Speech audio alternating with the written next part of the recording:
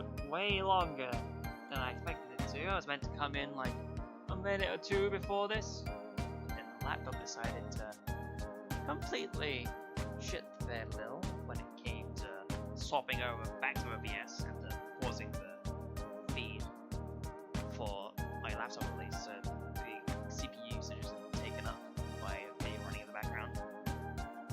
So yes, hello, welcome back to Investigations 2 Prosecutor's Gambit. Today we're going to be finishing off Case 4, a Turnabout Forsaken. And as always, we have some things to mention before we get started and all that jazz. So first off, if you feel like typing anything in chat and want to ask me a question, want to do anything else in particular, you're fine enough to do that. Just make sure you keep things nice and civil and everything will be just peachy keen. We always enjoy a bit of a conversation going on here because, you know, anything is better than nothing. Doesn't matter. Speaking of nothing, the second point to mention is that I post the announcements of these streams going live over on Twitter and Discord, which you can find both of those in the About section of the YouTube channel. You can go over there, look at the banner, or you can go to the About section and scroll down a little. You have the links to the Discord server and the Twitter account. The Discord server is very small at the moment because nobody's there, but hopefully someday it'll be nice hustling and bustling and I'll be chatting there. It would be nice to have a community, as you all know. And Twitter is, you know what Twitter is. I don't need to go into detail with that. And the third thing, of course, is the recommended YouTube channel. Now, I forgot to change it before I went live, so I had to quickly change that, which is why I was a little bit later than normal to come in, because I didn't think I had anything in mind to change for a channel and all that. So I went for a quick browse on my subscription feed, and then I realized, oh yeah, right, that's a thing I could recommend. So today's recommended YouTube channel is going to be Lugajin. Now, if you haven't heard of Jin before, she is a Let's Player that has played a bunch of games in the past, most notably and relevant for this stream, she's played the Ace Attorney series, and she only just recently got finished with Spirit of Justice, which means that pretty much the entirety of the series she has LP'd at this point. So if you want to see someone else play through the game, you have all those videos waiting for you if you so desire, including the fan translation of Investigations 2, because that was what it was like back in the day. I mean, I also did the same. I mean, if you remember from the Apollo Justice video, maybe some other things, I have implemented clips of her playthrough a couple of times within those what count comps. So she is definitely a relevant player in the Ace Attorney game. So other than that, there really is not much to go off of.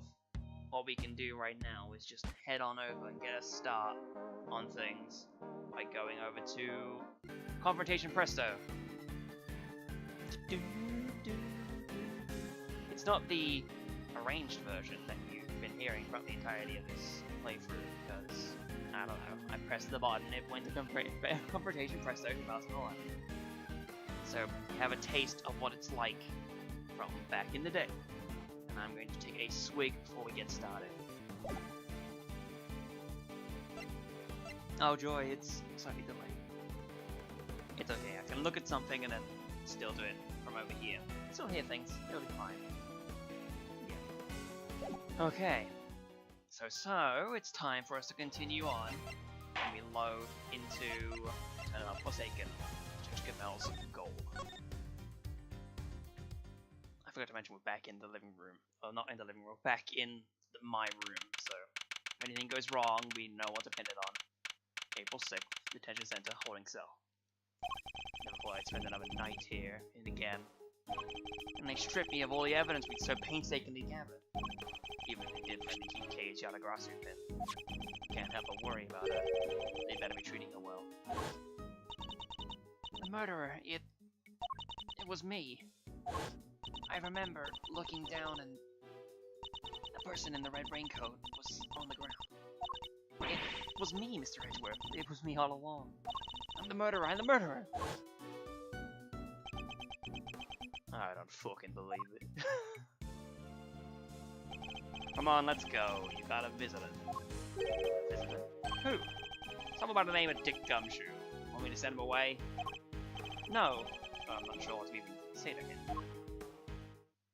Dicky boys come to see us. Although, given the chapter name, it definitely spoils that it's not Dicky boys come to see us. Wait there. They're leaving me unsupervised? Forgive the intrusion. Judge Cavell. Please, Mr. Edgeworth. Take a seat. What are you doing here? I was told to be Detective Gumshoe. I imagine you wouldn't come if you knew it was me.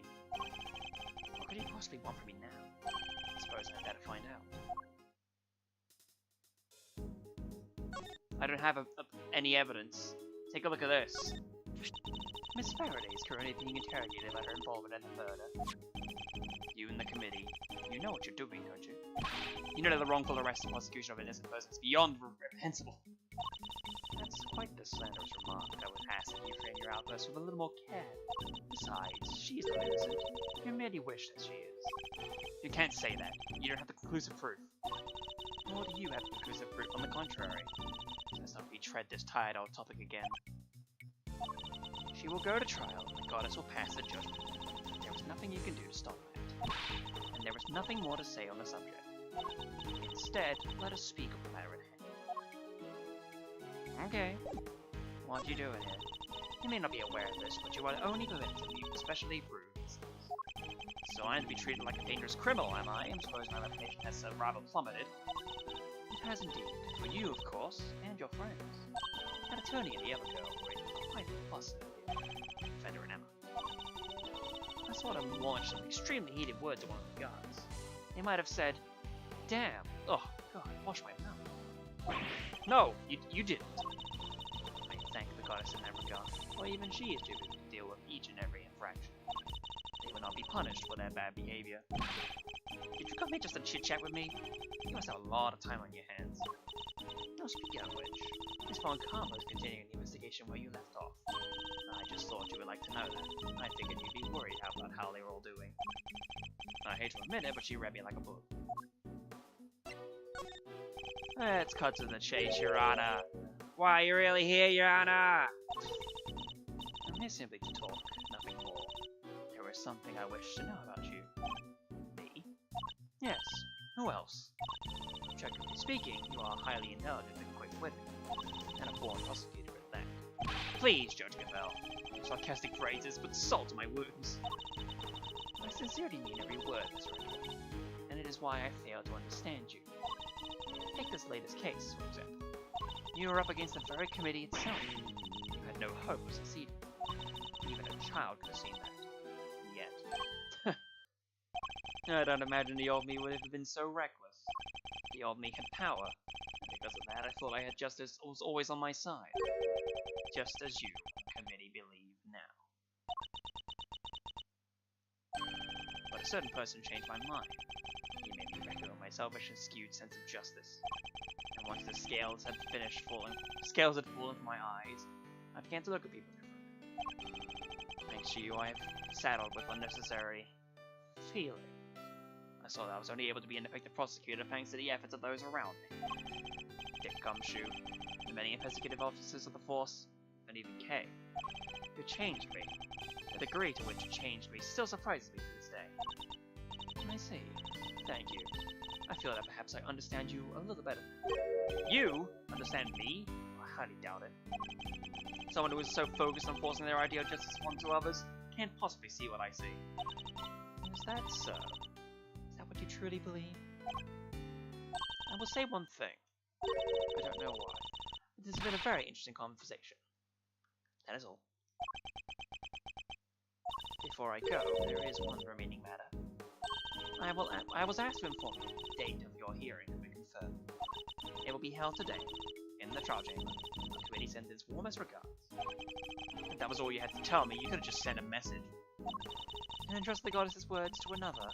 that would do now, would it? Until then, Mr. Edgeworth, I'll see you again very shortly. And you'll see your beloved Dick sometime soon enough, I'm sure. Oh, he's not beloved.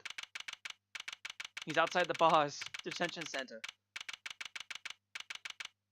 Get on back in there now, son. Whew.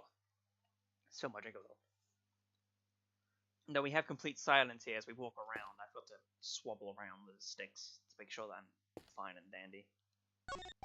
A very basic bed. I can't say it was very comfortable to sleep on, however. I imagine the gumshoe would sleep silently on it nevertheless. I was snoring a little while. Suppose we'll probably never get to work together again. But I don't have any regrets about the bed I've made. I'll follow my own path to the end. The toilet. There's a note on the wall next to the toilet. Sorry, we're currently out of toilet paper.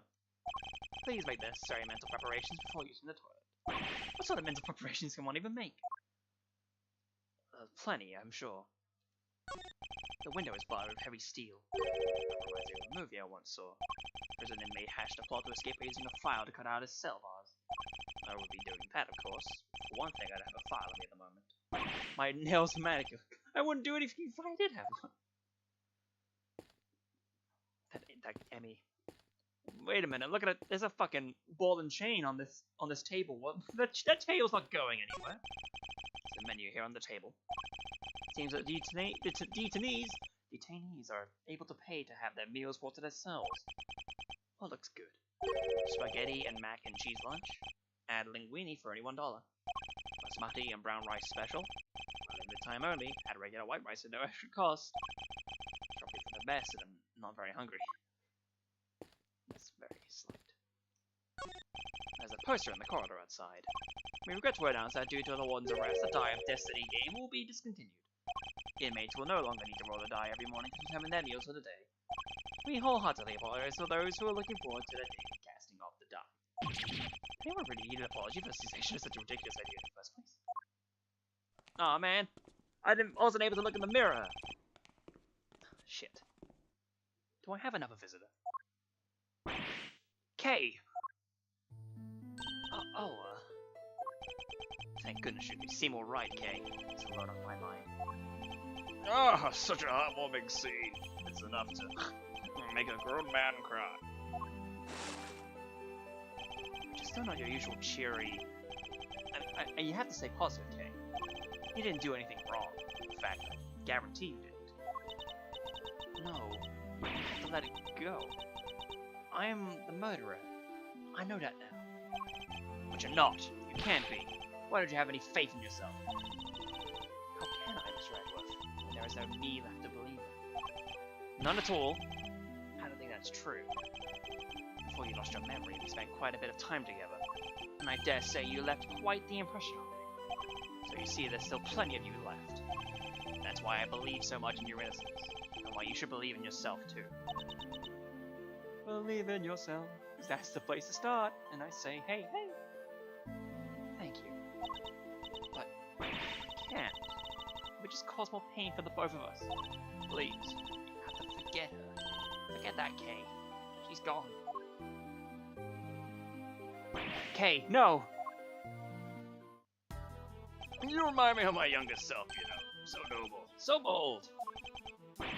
This is the justice you and the committee stand for. Justice? I suppose you can call it that. What is he up to? Why is he going to such lengths to control everything? Can't shake the feeling that something is very wrong here. Some hidden agenda at play. This is the time to second guess myself. I'm gonna find out who what it is. It's now or never. Well then, my boy, I suppose I should be. Wait a minute. Second of the mind chess segments, we gotta find out what's going on with Excelsius. Why is the chairman so intent on seeing Kay charged with this murder? Doesn't make any sense. There's some rhyme or reason to this madness. Come now, Miles. I'm a busy, important man. I can't be wasting my precious time talking to you. Get me out of my curve things through Chairman Winner. I do like in Excelsius's HD sprites that you can really get to see what's going on in his goggles. Because it was a little sketchy during the DS version, because of course they're lower quality sprites, but now you can actually really see what's going on with all of his stuff. Is like, imagine having, it's already bad enough having your eyes open underwater. Look, it's submerging the eyes entirely. But buddy, so much to ask in so little time. Let's start by trying to find out why he rushed to have Terra so quickly. Can't just let this happen. I'm getting answers, damn it, if it's the last thing I do. I do know that after this mine chest is done, there is one line I really want to see what they did with this localization. Well, hopefully it's what I think it is. If not, then yeah, it's fine. Why are we so keen to push for case arrest? I've yet to hear a satisfactory explanation. An explanation? I'm not exactly sure what you mean. Don't give me that. You know exactly what I mean. I advise you to moderate your tone, Dim. Need to remind you of your position. I'm a prisoner. Got you now? Okay, that's the wrong one. I don't even know it. What are you going on about by your lonesome old man? You need to cut an old man like me some slack. I can keep up with you for the Curses, I should have picked my words more carefully. I forget what the tell is for exhaustions. I think I need to let it go past. Idly by. Because he's busy playing with later. And suppose we did let your friend go free. What then? What do you mean, what then? Dang how that would look, my boy. And who would have to take the blame? Me, that's who. That would be a good thing. Still playing with Lila, he's too agitated. You're right to keep your mouth shut. That way you won't say anything foolish. Sorry, but I can't stay silent forever. I want case innocence of the doubt. You're breaking my heart. Just look at his flood of tears. Spilling out. Please, just leave him alone, will ya? Things are coming along nicely until you interfere. Coming along nicely?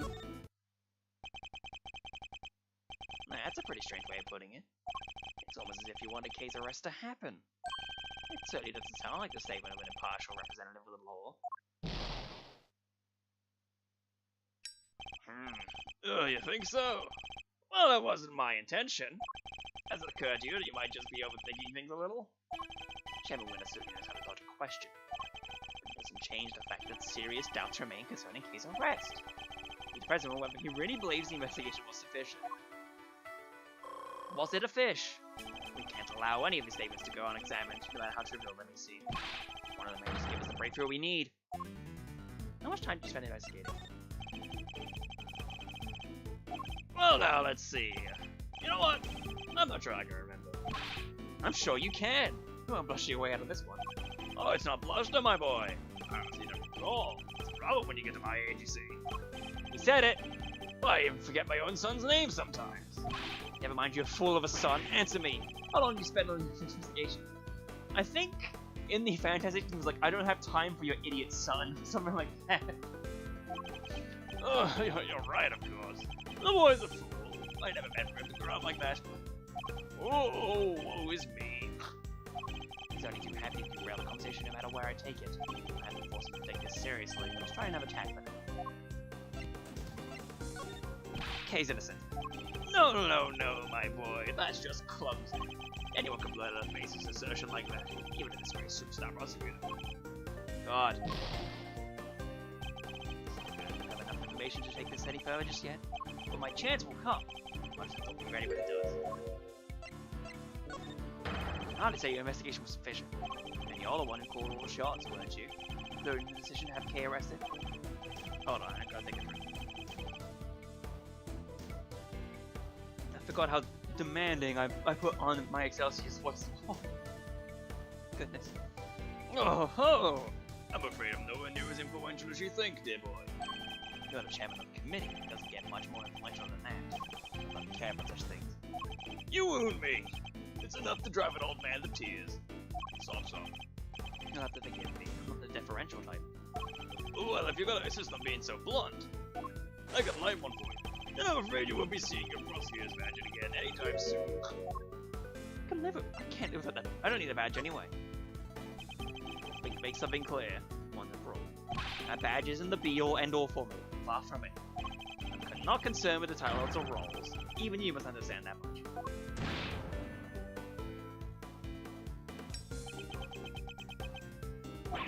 So young. So very young. A word of advice, Miles, from somebody who's been around the block a few times. You're hopelessly naive, my boy. Idiotically so. Well, that's certainly not his skin. He might be less guarded in his answers while he's in the state. That's my chance. How much time did you spend investigating? My, you really don't give up, do you? But even my patience has its limits, you know. He said the line! What a coincidence. So does mine. Now answer the question. Do you believe that the investigation was sufficient or not? The youth these days are wont to be reckless. Makes me want to put you in your place. You're going to regret that, my boy.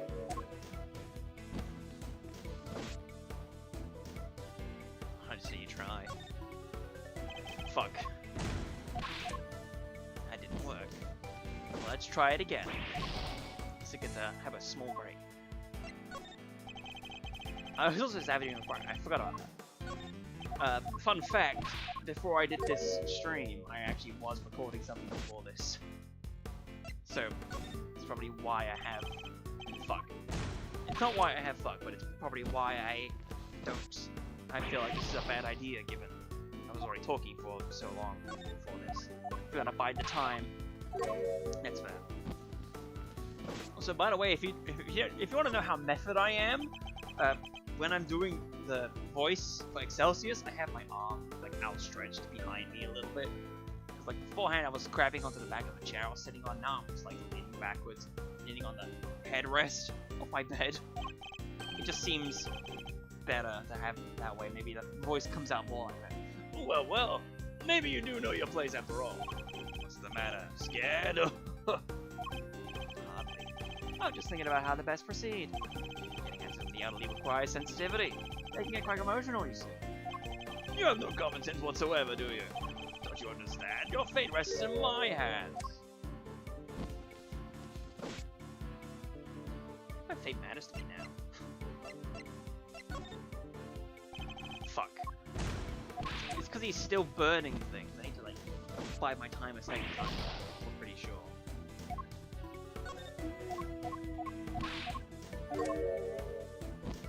I almost wonder what this song would sound like if there was like an arranged version for it for the OST. I don't know. We only got like a few songs that have been arranged, so let's see. Let's say you do manage to get some answers from them. There's nothing you can do with them. So why not give it up, dear boy? No. And why not? It's simple. I'm not about to let the truth escape me. Interesting. I think I'm beginning to see what makes you tick. But what you're doing is pointless. Tragically so. Miserably pointless. Please just give up. She's guilty. The decision has been made. There you go, yeah. Once again, your choice of words intrigue me. It's almost as if Kay's guilt had already been determined before her arrest. What are you trying to imply? You plan to have her arrested. I'm implying that things haven't been what they seem. Be careful not to mess with the balance of things. Things haven't gone as they normally should. In fact, everything has proceeded as if Kay's arrest was the end goal, right from the very start. Well, Chairman Winner, was it? That's certainly an intriguing theory. But it's also a complete work of fiction. I'm afraid I don't have time for such flights of fancy. I think it's time we brought this shabby little farce to an end, don't you? Oh, he's trying to make his escape. Just confirm the legality of Kay's arrest before he slips away. The Presto version. I think so. It's faint, the truth is finally beginning to emerge. Oh, I let this opportunity pass me by. Bitch, I still have questions. We're not done yet. I am tired of all this talking. I get brief for you. What grounds do you have? Based on everything I've heard from you so far, it's clear that Kay's arrest is entirely unfounded. Yes, I think we're off of that. You're afraid of yours by now. But I'm afraid it doesn't matter either way. You don't have what it takes to secure her release anyhow. But don't you take so lightly as a man of law? Oh my, aren't you a rude boy? My fuse is only so long. What about my fuse? I have no idea how rude I can be. Honestly speaking, I don't have the time to waste on every last question you could dream up. I have certain responsibilities to attend to, you know. I really am quite the busy man. Why are you pretending to be busy, huh? That's an awful thing to say to a fragile old man. I work harder than I should at my age. I ask you, my boy. What can I even hope to accomplish by putting it to the pretense? Having no boy talking about the case. You're trying to make me feel sorry for you. You obviously don't want to talk about the case anymore. That's why you're so keen to get out of this conversation, isn't it? It's just so tragic. It really is. Oh, how to expect me of such things. Not a suspicion, it's a certainty. There were no clear grounds to which space case arrest. Oh, now, my boy. Let's not get carried away. There are plenty of evidence to support our case. The mask, the letter, the corsage, the toilet. Names were all in our possession. And of course, the confession. More than enough to prove her guilt, I'd say. But those are... Conjecture? Is that what you're gonna say? Sure, you can come up with a way to explain everything away. Let's hear the same to you. Fuck. It was too much. Now he's skedaddling away. B-O-L-L-O-C-K-S.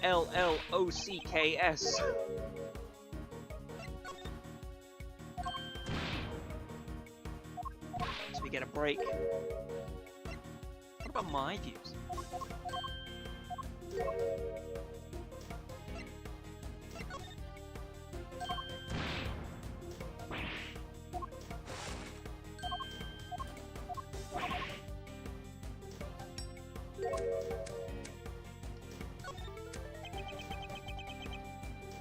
Well, there we have it. Your silence speaks volumes. It's true I can't counter your argument right now. You did left something valuable somewhere. A suspiciously detailed knowledge of the evidence against K. That was that you knew it inside out. Being a valuable clue. I feel like now we actually divert to who gave the order. There we go. Who gave the order? Who decided the case should be arrested? Tell me, please. And be frank about it. You know, I can't seem to remember. Don't ever get old, Miles, my boy. Get things out from the memory. Well, my clue. You remembered all the evidence pretty well. Appreciate if you just stop playing the old man card. You remember the details of the evidence against K pretty clearly. Perhaps if your memory didn't fail you only when it's convenient, I'd be more inclined to believe you. So let me ask you again. Who gave the order for K's arrest? Oh, you're a sharp one, I'll give you that. My son could let a penalty. It wasn't such an incurable numbskull, that is. It's a tragedy, really. I don't want to hear about your... That's the line I'm thinking of. I don't want to hear about your idiot son. I want to know who authorized the arrest. Oh, you're very mean. You know that, don't you? The arrest, you say? Well, I believe the order was given by... You, of course. Come now, Chairman Winner. We both know it was you. Alright, you got me. You make it sound like it was somehow a bad thing, though. I have a reputation to uphold, so I guess I better clear up this little misunderstanding. I'll entertain your questions for a few more minutes. See if I can't put your mind at ease. The key thing to do now is to establish how intimately he knows the details of this case. To ask the right questions. And like how the health I had left, or the time I had left, was almost up to his Edward's hairline. The end game is at hand. We're but a few moves away from the truth. Tell me what you know. K is innocent! The suspect, K Faraday. How much do you know about her exactly? I know that she's the suspect. Aside from that, not much else. Cross my heart, I hope to die. It's true. Don't have a clue yet. Seem to know an awful lot about this case, in quite some detail. I know about lots of things, my boy. I'm just smart. Too bad the same can't be said about the way you handled K's arrest, is it?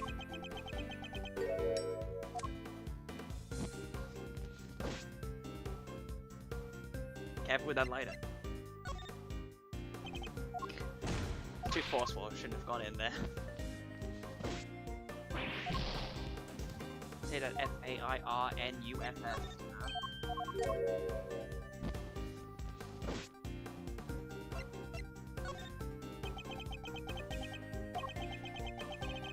I'm a very busy man.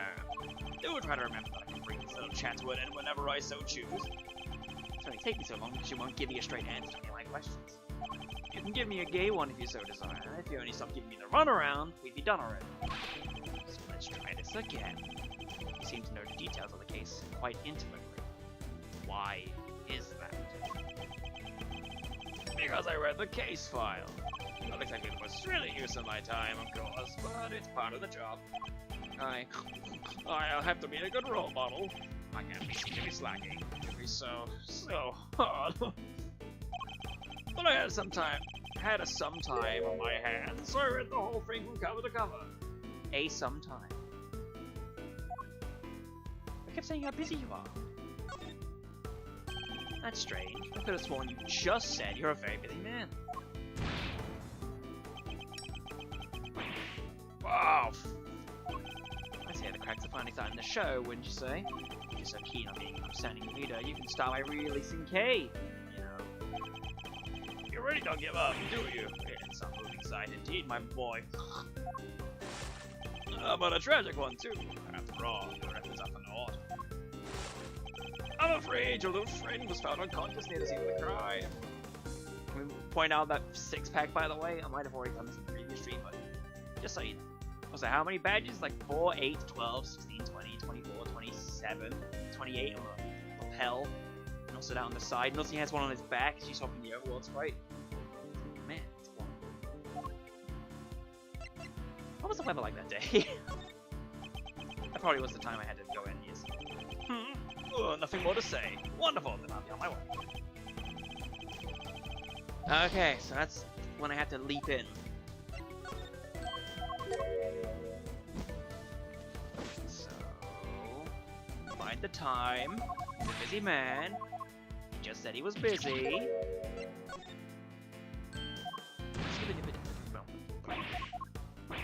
A moving sight indeed. A tragic one too. Did you see exactly where she was found? We have yet to hear much about the circumstances under which Kay was found. She was lying unconscious in the storeroom, correct? Well, that's right. Although I'm not at liberty to tell you how I know that. We did. In fact, he seems to be aware of every tiny detail about this case. I didn't pull my clue. But you know every detail about the case! Sorry, but the more you tell me, the less sense your story makes. I'm going to attack you with my rook, my bastion. For one thing, you know details about even those investigating the scene were not aware of. Why is that? How much do you really know, Chairman Winner? Oh! There's that intimidating face you'd like to make again. Well, do complain this game. How do you like me now, Go ahead, keep trying to intimidate me. You're too angry. You need to calm down, buddy. I do have to commend you on your doggedness. It really is something. I think that's a compliment. Take it however you like, but wrap this up. I just don't have the stamina anymore. She's a culprit and the only possible suspect. Just accept that already. How much more evidence do you want us to load her down with? For goodness sake.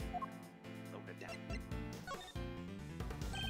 Load her down with? Yet another interesting turn of phrase. You keep saying these words, chap. One that makes it sound like a lot of the items Kay's was carrying might have been foisted upon her. Impressive. You really do pay attention, don't you? There's no one that used to call your quantity Mr. X Prosecutor. I think you know the answer to your own damn question by now. Why don't you just go ahead and say it? I want to hear it from you. Tiny time to shed light on the truth. Or is it to just play one last move? Kay is fucking innocent, glad. No, my boy, that's just clumsy. Anyone can put out a basis assertion like that, even this great superstar prosecutor. Except I know it wasn't her. Kay was framed. The true culprit set it all up so she would take the fall instead. I'll take my queen. That is my answer, and I won't let you deny it any longer. Ooh, save that one. Oh my! You really are a sharp one, huh? It's a bit of a shame you chose to hand in your badge. I admit it, you're right on all accounts. And that's checkmate. Good going, Edgewood. You did it! Wow! Okay. You knew Kay wasn't a real murderer, and yet you still had her arrested. What's worse, you thought you could get away with it. Well, you won't. Not if I can help it. There you go, that naivete again, my boy. I guess that was always your problem.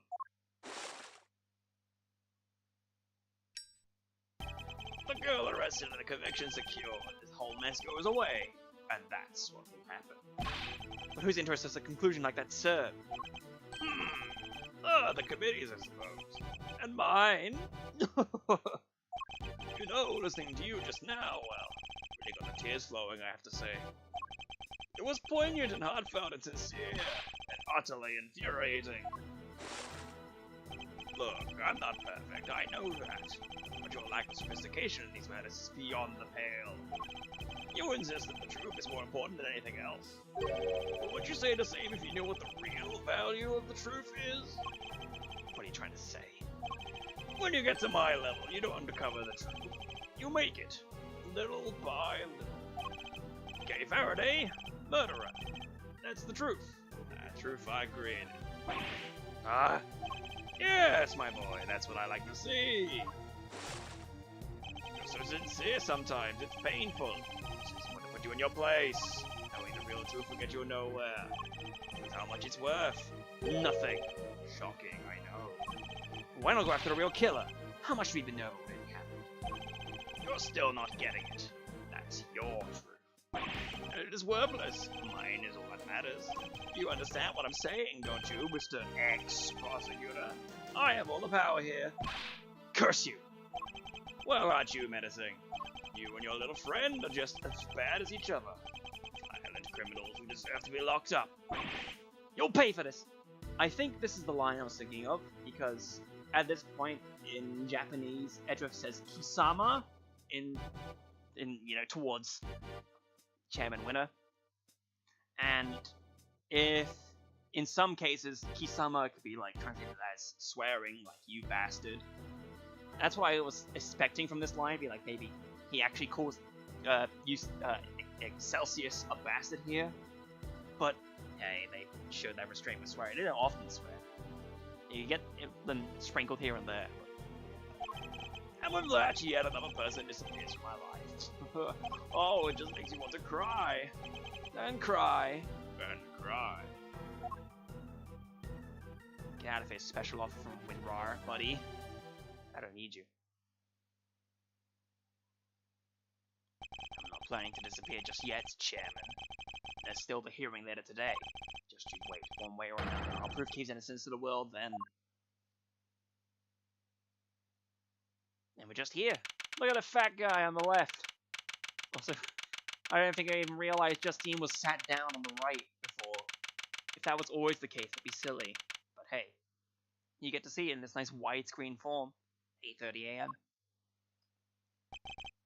10 members, over a majority, are present. I hereby call this hearing to order. We are gathered here today to assess the professional competency of Prosecutor Miles Edgeworth. Here, in the sight of the goddess, we do solemnly swear to pass fair and frank judgment. Fair and frank? Don't laugh. My name's Miles Edgeworth, not Frank Judgment. Verity, if you be so kind as to summarize the case against Mr. Edgeworth for us. On April 5th, despite having been advised of the illegality of the investigation he was conducting, the accused refused to desist, as we had been detained by myself and Jeff Wynn. His actions comprised the investigation into the murder of a certain defense attorney. Despite having been presented with copious evidence of her guilt, he continues to insist that the suspect, one Kay Faraday, is innocent of all charges. Perhaps you could explain the details of the murders as well. Of course. On April 5th, the body of the victim was found in the chamber. Further explanation will be provided by me, Eustace Winner, Premier Prosecutor. The floor is yours, Mr. Winner. The murder itself happened late on the night of the 4th. The victim was Miss Rosie Beale. Let's say night, and let's auctions being held here in this very room. Look at these masks. They're goofy. Also one on like the far right, far left even. Ringer took part in that auction, I think. Yes. Meanwhile, that is Gavel, not Eustace. Meaning the murder took place sometime during the auction. When she was found, Ringer was dressed in an outfit that matched the description of the auctioneer. However, due to the fact that the auction carried on after the murder had occurred, I deduced that Ringer was not in fact the auctioneer. Deduced nothing of the sort. And what about the basis on which the suspect was detained, Mr. Wood? Yeah, I got this. So Faraday was overcome by... crushing remorse, Eustace. Crushing remorse! Tons of that! Tons of crushing remorse! So she confessed. According to her confession, she was on the roof of this building when she encountered a person in a red raincoat from the viewing platform. Don't worry about this, this is a blazer, it's not a raincoat. And that person was Miss Ringer, I take it? Precisely, Mr. Chairman. The killer dressed the victim in the auctioneer's outfit after the fact. At the time when she was killed, Miss Ringer was wearing a red raincoat.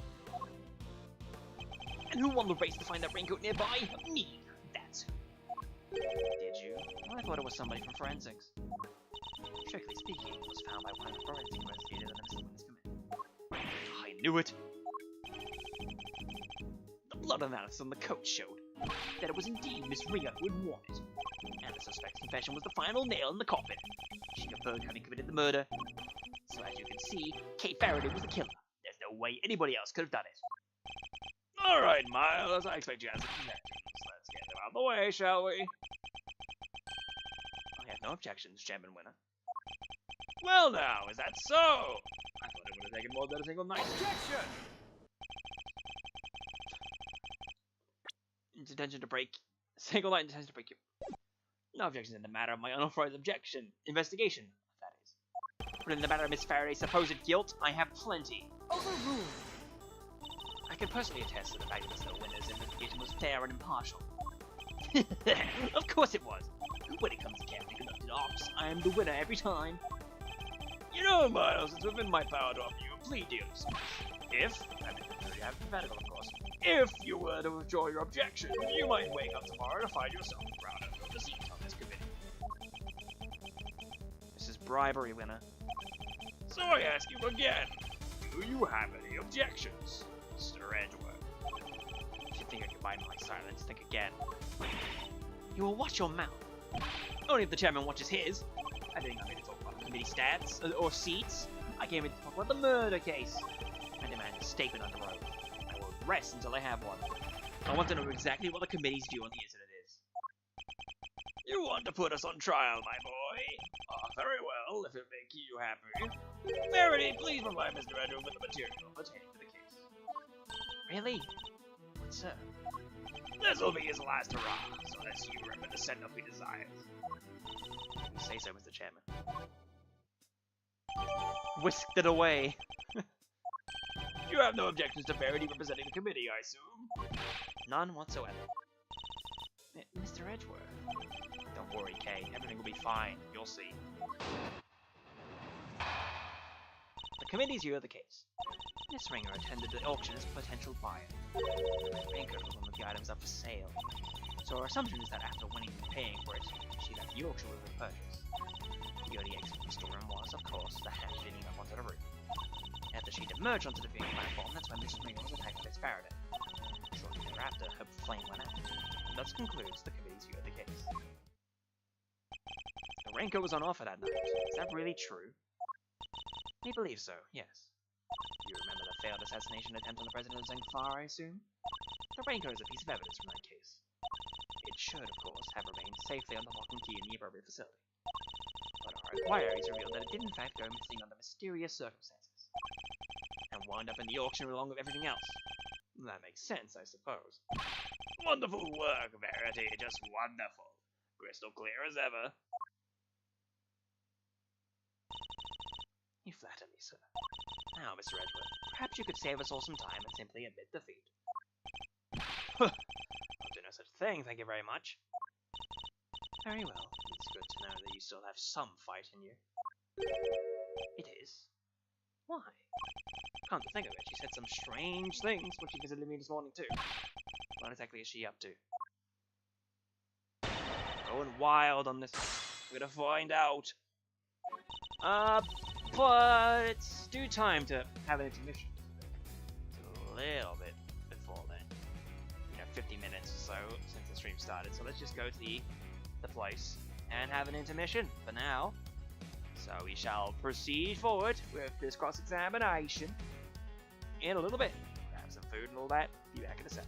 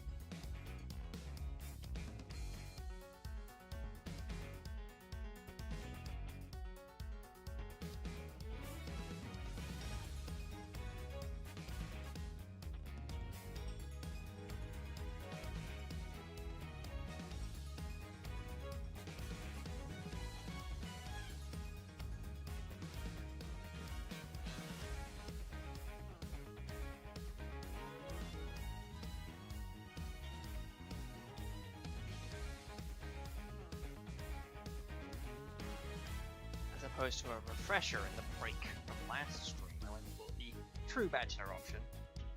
A slice of ham on its own. And also I've been drinking a can of Monster Energy Ultra. It started beforehand before I did the recording of the video earlier. And you'll find out soon enough what that is, because I make reference to these streams during it. It'll be a long time yet before that happens though, because I've definitely been behind. But if I get this done, at least I can start going and attacking that again. Because really, these streams are fun to do, just hardly anyone shows up for it. But it's fine, having streams there is cool. Plus you don't have to necessarily worry too much about exporting and editing it all together and all that. I have more of a personal touch when it comes to editing things together. I can put whatever I want as intermissions, I can cut out stuff that needs cutting out and all that. But hey, these live streams are fun whenever someone shows up. And some do, sometimes. Not all the time. Anyways, talk's over. We're going back into this shiznat. Presents. Hold it! Press even. In other words, a member of the committee was actively involved in the illegal evidence trade. It is unfortunate. I don't know what else to say.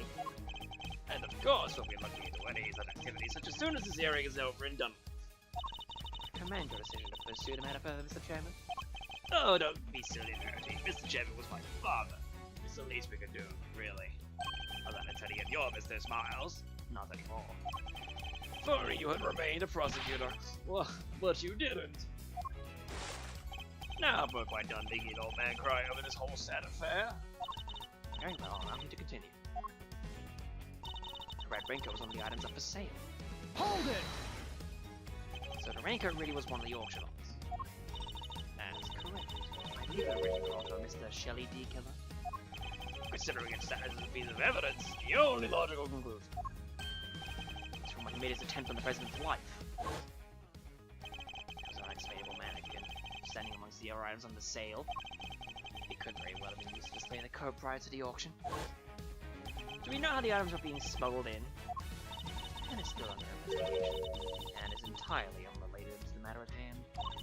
Especially considering that you will soon officially be prosecuted no longer, Mr. Redford.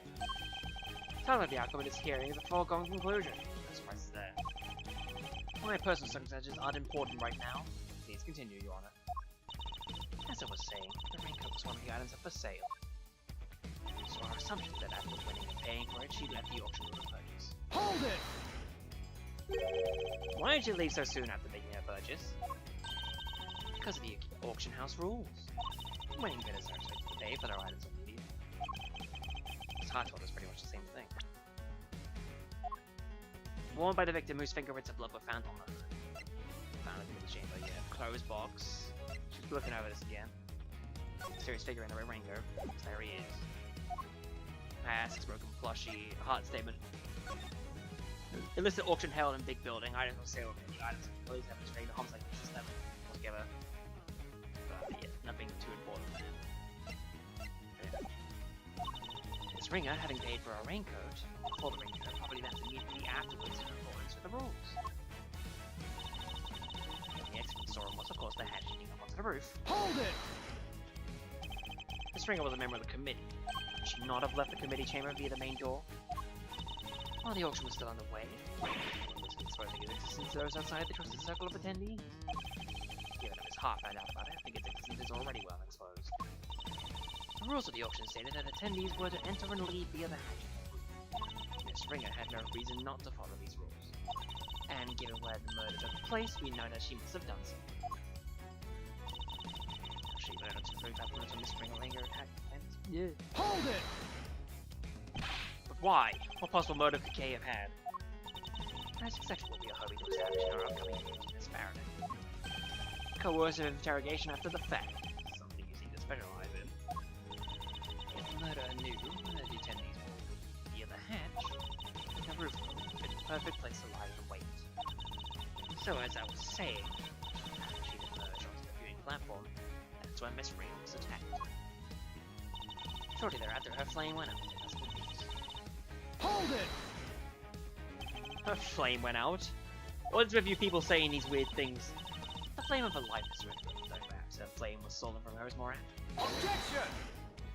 But the candelabrum that extinguished her life was one of the auction ones, meaning Kay had no way of getting a hold of it to begin with. Overruled!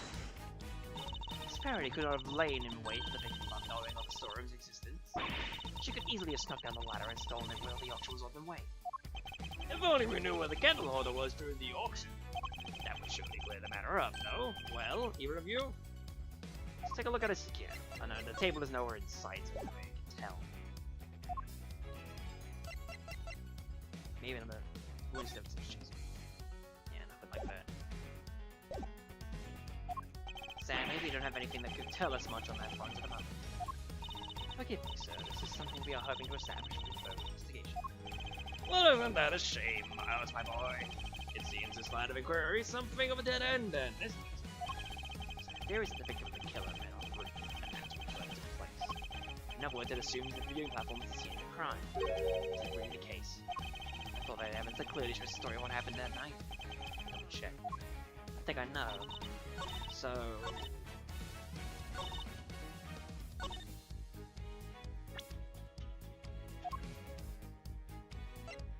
this... maybe? Because if there's blood on the hand, but if not, then maybe either of Veda blood also counts. It's like one of them. Objection! Way! We did it! We did it! We did it! Yay! Maybe you can clear something up for me, Judge Cavell. Just one sec. What is Miss Hart doing here at this hearing? She's an eyewitness. I thought it would be obvious. Well, now, I ain't really an eyewitness, more of an ear witness, I guess. She's not exactly the most confident, inspiring choice to help you make your case, is she? I like to think I choose my allies a little more carefully than you, Mr. Edward. Then you should question more thoroughly. Is there something she hasn't told you? Take a look at this. It's a photo taken by Miss Hart. Yes, it's a story, correct? One of it. According to your theory, the murder occurred up on the roof. But according to Miss Hart's testimony, she happened to witness the entire incident unfold in the storeroom, just before she took this picture.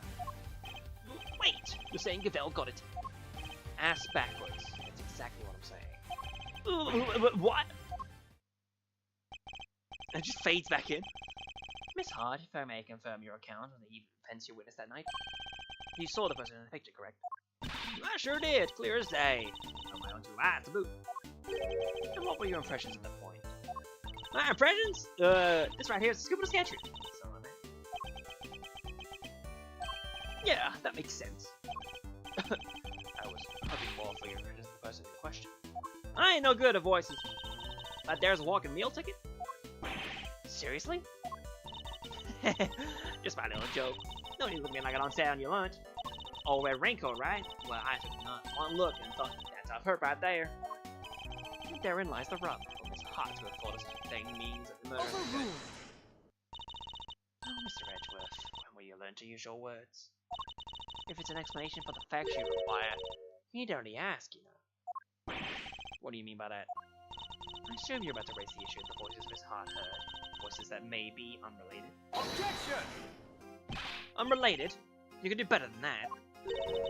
A lot of the voices Miss Hart heard. Really even the misringers? You're kidding me, right? Them folks were talking crime-related turkey. Come on now, he name ain't a lot of dang heart. Ah, but did you hear them clearly? Well, can't rightly say for sure, but... Oh, can't rightly say nothing, and you know it. They was using voice changers, I done told y'all that. Precisely. Miss Hart heard voices, but those voices were disguised. Which means we cannot even be certain that whatever she did over here had anything to do with the murder. Objection!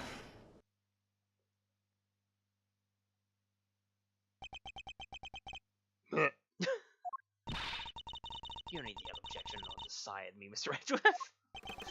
Seems I overestimated you, Judge Cavell. Nonsense, Mary. He's the best of us, my boy. The very best. And yet she believes that's what Miss Hart might have heard. Might not have had anything to do with the murder, even. Even supposing that that's the case, it doesn't prove the murder didn't happen in the storeroom. The incident happened before the victim was able to go up into the roof. That much we can say for certain. And I can tell you why. This proves that the incident happened before the victim went to the room. It's the goofy gopher. Take that! We initially thought that the person in the red raincoat was the culprit. Yes, because Miss Hart said as much. Indeed, she told us about the blood she saw in her person's hand, and I doubt many people would have thought differently, given her testimony. Ergo, if this person is the killer, then the blood was seen from when they attacked the victim. But knowing what we know now, this person was in fact the victim. It recontextualizes everything. The blood still shows that the victim was taken after the attack. But now it tells us something very important about the victim too. The picture tells us that the victim survived the attack. There's no doubt in my mind that the victim was attacked in the storeroom. But here we have photographic evidence of her standing upright and alive, albeit bloody hand. This can only mean that Miss Ringer survived the attack. Blood on her hand from the wound she had sustained. What are you talking about? Who dies from a hand wound? The wound wasn't on her hand, Mr. Winner. She had used her hand to try and staunch a wound. That's right. While it's impossible to tell from this angle, the victim was already mortally wounded here. Well, that certainly would change things, wouldn't it? It very much would. Not least by making it absurd to suggest that Kay was the attacker. Her encounter with the victim happened after this picture had been taken. And the victim had already been attacked in a critical condition. I put it to you, my lad, an all Kay witnessed the victim finally succumbing to her wounds. That would have been quite the coincidence. It's a textbook case of wrong place, wrong time, I'd say. You seem to be forgetting a rather important fact, Mr. Edward. Well, that or pretending not to remember it. What fact am I forgetting? I think it's time to wrap things up, don't you, Verity? Pull the boy out of his misery. Dad! Gavel works for me! I need to keep giving her orders. That's my job! You really are total and utter embarrassment. I'm not! I hate to break it to you, but you both are. Go to Gavel, but ever to have, out of his misery. As you wish. Let's confront again. What you're forgetting? Miss Ring's body was found with 3 wounds in its chest. And we all know that those wounds are from a widow. That's right. When you stand in the chest by 3 armed hand. I doubt anybody has had such grave wounds. If you care to read the coroner's report, I'm sure you would change it too. Nicely done, Gavel. Now Edgeworth will have to make several objections. Yes, I'm afraid I will. What? Why? Weren't you listening? Oh, I was listening. Very carefully, in fact. Hence my objections.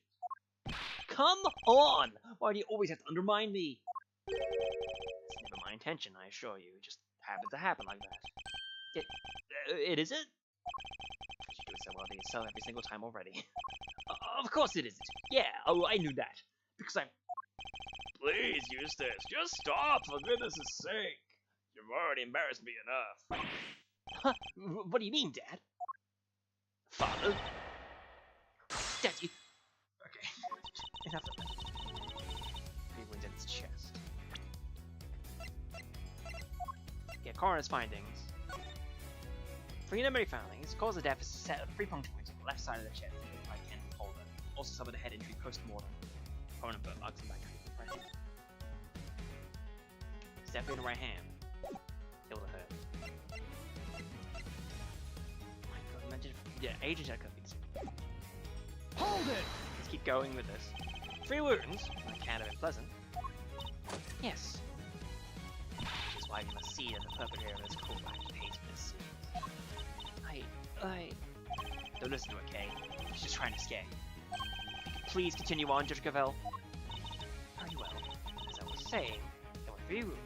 1, 2, 3. And you all know what those wounds are from, don't we? Hold it! I do. Well, perhaps you should ask Mr. Winner. He does, I'm sure. Don't you, Eustace? Who, me? Oh, yeah, you bet I do. I know this case inside out. Think he's fooling. Eustace, my boy. Make an old man happy, at least glance at the coroner's report with you. Sure, let's see. Yada yada, 3 puncture wounds, blah blah, can't hold it. No way! That's what they used? Oh, crazy. Precisely. The wounds were inflicted just as Eustace says. That's right, they're from when she was stabbed in the chest by 3 armed candelabra. Hold it! And you're sure the stabs to the chest were the cause of death? There's no doubt about that? Huh. Despite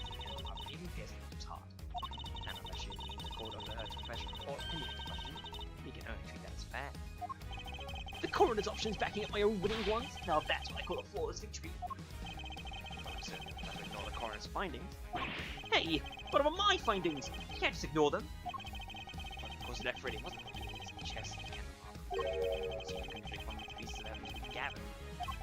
He's not just ignoring my findings, he's ignoring me! I'll do something about it.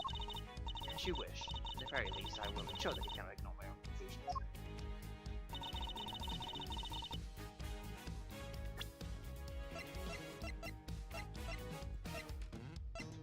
Hang on. Post-mortem. But I mean... if that is the victim, how can she still keep going? Right?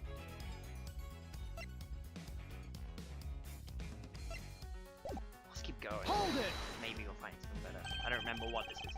But the victim may not necessarily have died instantly. I think we could say that much at least. Perhaps. She was surely not alive for longer than a few moments either. So, there are people who could survive the confused after the Sure, there might be, and there might not be too. So, which is it? Trust me, there are not. In this case, you're still tempted to believe there might be. Care to read the coroner's report? I'm sure you would choose it too. Hold it! Cause of death is a set of 3 puncture wounds on the left side of the chest inflicted by a candle bolt.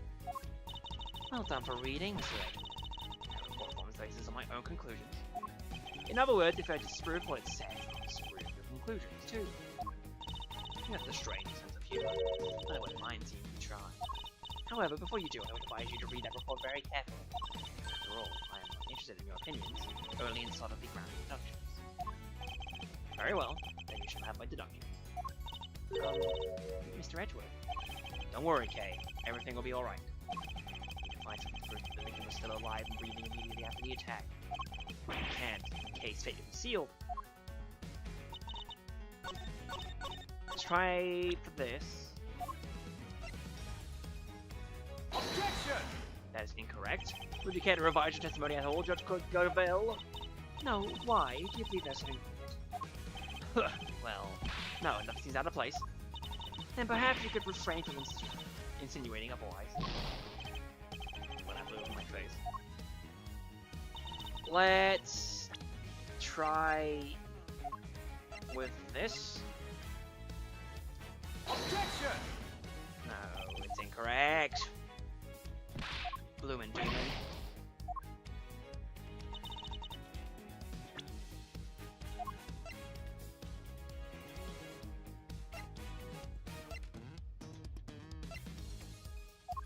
Time for them.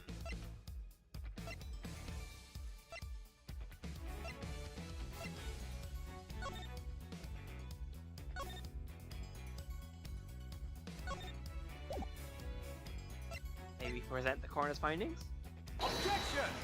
No, we don't. I could have sworn that was the case. Maybe I'm wrong. Maybe it's at a different point.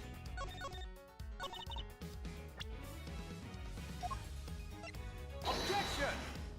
Damn it! Big contradiction in your testimony, Judge Cavell. Silence! Such statements will not be tolerated by this court. Huh. Why not? What precisely is wrong with my statement? For one thing, the fact that you clearly do not believe it yourself. Ooh! Is it obvious? Be more careful next time.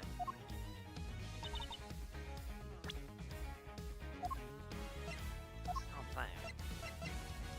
Objection! I'm so bad! I don't remember anything! What am I to disprove here?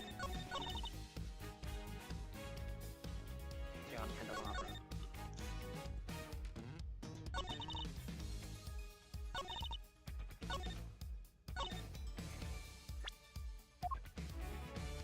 Objection! Yeah, right, there we go, because if she's still wearing the raincoat, where are the stab wounds? Chairman winner. You know what this is, of course. The red raincoat. Oh, that's right, isn't it, Verity? Yes, sir, the one Miss Ringer was wearing. I warn you, Mr. Edgeworth, you will not be thanked for treading old ground here. Well, I'm afraid I might have to regardless. Might have to, regardless. Now then, if you'll answer me this, Judge Cavell. Show us that the victim's bloodstains are found on the coat. Do you remember where exactly they were found? course. They were found on the hood. Oh, no! What's the matter, Verity? The hood and... Was blood found anywhere else on the raincoat? No, it was not. So that strike was odd. The victim died of stab wounds to the chest, right? And one to expect to find blood stains in that area. And yet there was blood only on the hood. It's a glaring contradiction if I ever saw one. The head wound the victim suffered wasn't just some incidental injury. It was inflicted before the stab wounds were chest. Perhaps you are correct. Perhaps the victim did sustain the head injury first. As you said, if she had been stabbed first, there should be blood in the chest area of the raincoat. Therefore, Miss Ringer could have been stabbed before the head injury had even been inflicted on her. But even if we can see this point, the head injury came before the chest wound. What difference would it make? How does it change our understanding of the case? I'd say it changes things a great deal. In fact, it raises even more in fundamental contradiction. That is quite the bold claim, Mr. Ringer. I have to admit, you have me intrigued. Perhaps you could show us this fundamental contradiction? In 3 words or less? Which piece of content evidence both death face contradiction or the injuries revealed? Take that! Not this one. It perfectly highlights contradiction. Forgive me, but that makes no sense whatsoever. I don't get it either. Me neither! Oh, not me. Ugh. We now know that it's impossible for the head injury to have happened after the victim was stabbed. In which case, one of the pieces of evidence is very suspect indeed. There is no fundamental contradiction. I overthought this one. And there is. The victim had been struck on the head before she was stabbed in the chest. And this piece of evidence makes no sense at all. Take that! This is Dr. Hertz's preliminary findings, according to which the victim suffered a head injury post-mortem. The order suggested by the bloodstains in the raincoat is exactly the opposite. Yeah. Bailiff, Scott hereby subpoenas Dr. Hilda Hertz to the committee chamber with all due haste. Until she testifies, this case cannot be brought to a close. Yes, Your Honor, I'll go fetch her at once. Ah! Unfortunately, Dr. Hertz is a very busy woman. I doubt she'll be able to come immediately. In the meantime, there is another important angle I would like to explore. Frankly, something has been bothering me about this person at the heart of this case. The heat of the moment. The so-called ringleader. Who exactly are they? Yeah, good point. We never looked into that, huh? Despite having been mentioned repeatedly in this hearing, we still don't know even the most basic facts that might help us uncover their identity. Well, Mr. Redwood, do you have any thoughts on the matter? We've seen nothing that might serve as clear evidence of identity as of yet. But there is someone involved in the case that I can name. I suspect that at the very least they might be able to point us in the direction. That's Chairman Winner. I demand that you testify to what you know. What? Are you crazy? Why would you accuse my dad? You would cast doubt on the integrity of the chairman of the committee? Do you understand the implications of such an act? I don't care who or what he is. We're talking about the truth here. And about a man who seems dead set on Framing K at all costs. The mask, corsage, ticket stub, everything else the Adams Cape was carrying when she was found, deliberately placed in her possession somehow, by Chairman Winner himself. A shocking accusation, and one I find hard to believe. But for the sake of completeness, I must ask, why would he do such a thing? To cast suspicion on Decay, of course. Why else? I even managed to get him to say something to that effect. Chairman Winner, you're above, please. I think the good chairman might be in shock. So what if I did? Did you hear me, dear boy? I said, so what if I did? You said you got me to admit as much? Where's your proof, huh? With no witnesses to speak of, your word alone is hardly something like that stick. It's called conjecture, my dear boy. What do you mean to tell us that you have something more in place, or to base your outlook on? Besides the arrogance he showed back in the pensions that are in yet. Mr. Edgeworth, I'm going to have to ask you to leave or explain yourself. That's alright, Mr. Chairman. Oh, not at all. I'll be very interested to hear this for myself. I've been treated to live a mile, so I've gotten the idea that I'm some sort of criminal. I shall never find a more fine and upstanding citizen than myself. Yes, nerve acting all this and like that. Very well, let's start at the very beginning. The auction took place right here in this Harrow trial chamber as a point of suspicion. A location that should, by rights, only be accessible to members of the committee. Yeah, they all have keycards to the room after all. Furthermore, these auctions seem to be held on a somewhat regular basis. And for that to be possible, there can only be one winning explanation. But that's right, Mr. Winner. The auctioneer is a member of the committee. No! Ah! Whatever's wrong now. I remember that line because it's like Eustace instead says like it'll be the best instead, but no. He's just a silly idiot that accidentally reveals too much, like not even realizing. Well, what do I do, Dad? I played right into his hands. Oh, you did indeed, you utter. But Miles, my boy, you do realize that you cast quite the wide net for your explanation. It's true. There are 11 members of the committee altogether. 10 if this ranks, which it hasn't. 10 potential suspects in total. Well, certainly hasn't been. And it can't be the chairman, can it? Whoever does speak up right now. Calm down, please. Well, Miles, is that all the proof you've got against me? Or do I have to light a fire under your ass? You're very quiet all of a sudden. But it's too late to back out now. You accuse a former chief prosecutor and current committee chairman of a crime. Ugh. I will tell you to prepare for the worst. But the worst has already come to pass, has it? There's no preparing for what you're about to face. Cause I'm going to bully you. It was like that was the testimony name. It's like know your place. What is that? You've been forced to argue every little detail for a while. Where the murder happened, the order of the victim's injuries, some things I hardly remember. Well, you needn't have bothered, my boy, because it's all irrelevant in the end.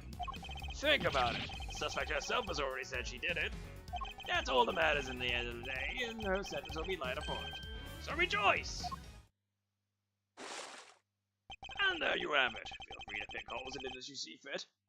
How can I when I was barely testimony to begin with? Man, he's a very powerful person, isn't he? It's okay, Mr. Edward. Please, just let it go. I did it. I'm the murderer. I even remembered doing it. You saw a flash of something half-remembered, Kay. Nothing more. If you must believe in something. Believe me when I say you should believe in your own innocence instead. But I'm up against the head of the committee here. This isn't going to be easy. But he seems to think he's already won. Perhaps I could use it against him. Since we're going up against Excelsius here, I know at some point he's gonna say objection. So that new voice clip is coming up. And we'll know what it is soon enough, hopefully. I'm so intrigued. Because I know in the fan translation it's very deep. It's like, objection! Very, like, gravelish. Hold it! Actually more coalish, you know, given it, like, whatever. Even if the broad strokes are correct, it doesn't make something true. Oh, don't be such a stick in the mud. I'd say the bigger picture is more than enough here. What is going on, buddy? I didn't even press those buttons at all. After all, every case has its little inconsistencies and contradictions, don't they? And if we let ourselves get bogged down in every single one, we never make any arrests. And once we did, the trials would drag on forever. Even you understand that, right?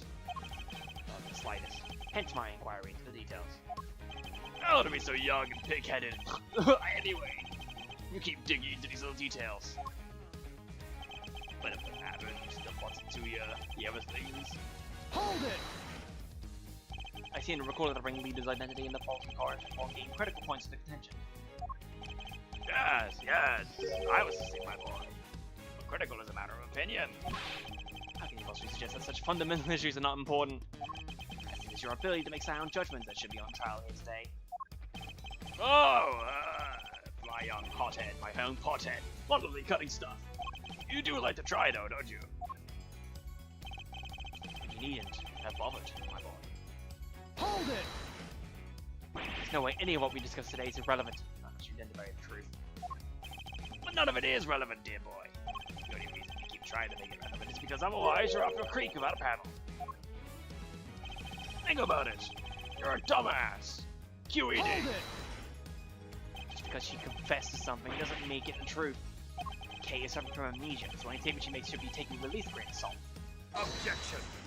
That's pretty similar to the fantasization. Like, I'm definitely the fantasization is more intimidating. Objection. Like really gritted teeth. But this one's still like kind of in the range of what it was, so I'm fine with this objection.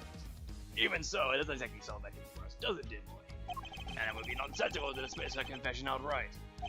I tell you what, why don't we ask her one last time? Well, I'm sure she'll say she did it again. Fine, let's do it. Let's ask her again. We'll see if she really believes herself to be the culprit. Huh? You mean me? This is really what you want, Mr. Edgeworth. If it goes badly, it could significantly weaken the position. I know, there's no other way. I only request that I be the one to question. You really know how to tug an old man's heartstrings, you know. But fine, ask away. On one condition. If this turns out to be a waste of time, that's it. I will burn every single one of your documents and call the proceedings to an end, then and there. Agreed? Or the proceedings to an end? You mean the hearing? Yes, dear boy, that's right. Perhaps you ought to think about that after all. I guess so we're clear. We ask again, and all that happens is the girl confirms of guilt.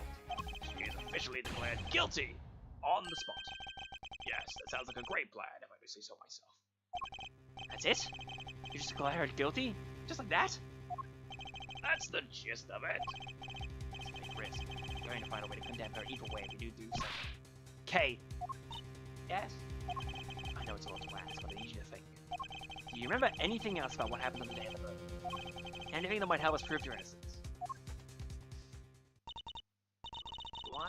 Why are you still fighting it, Mr. Edgeworth? It's no use. I can't be of help to you. I'm sorry. I'm too scared to try and remember anymore. What if I remember something even worse? And if I did, I'd just be making more trouble for you. Please, just accept it.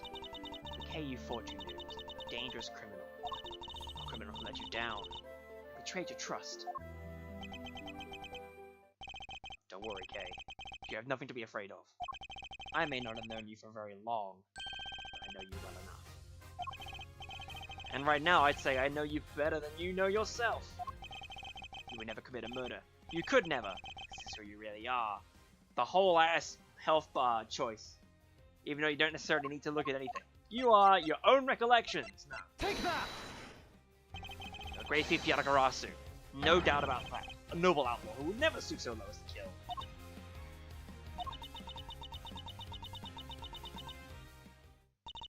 I can't do it. I'm sorry. Because all I could see is the one memory that's returned. I have to face it. I am. Hold it! No.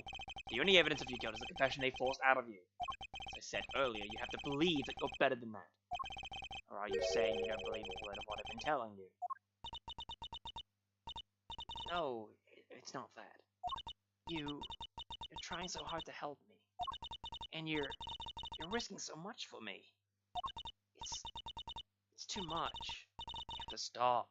I'm begging you. Ah, so that's what's going on. I thought it was strange, but now I see. The reason you're allowing yourself to be railroaded into accepting your fate is because of me, isn't it? Which is exactly what the K I know would have done. You're a good person, Mr. Edgeworth. Sorry to push your bubble, but I'm not. I don't plan on becoming one anytime soon. Despite all your wishes to the contrary, I'm still trying to help you. So you see, I've really been servicing my own ego, regardless of what I put you through. Now let's try this again. See the good in yourself, Kay. Remember the noble thief that you truly are. And in memory of you committing the murder, you need to question it with all you have. That's all I ask. So please, do it for me.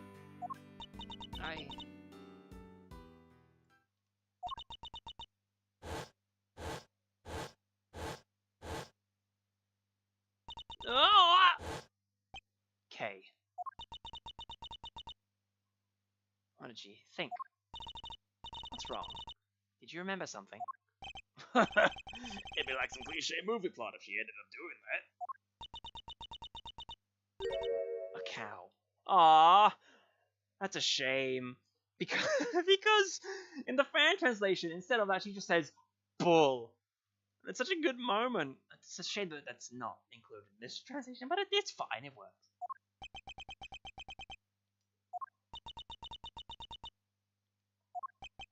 A cow? Mr. Edgeworth, if you could perhaps ask her for a few more details than just a cow. Well, Kay, what can you tell us about this cow? I remember now.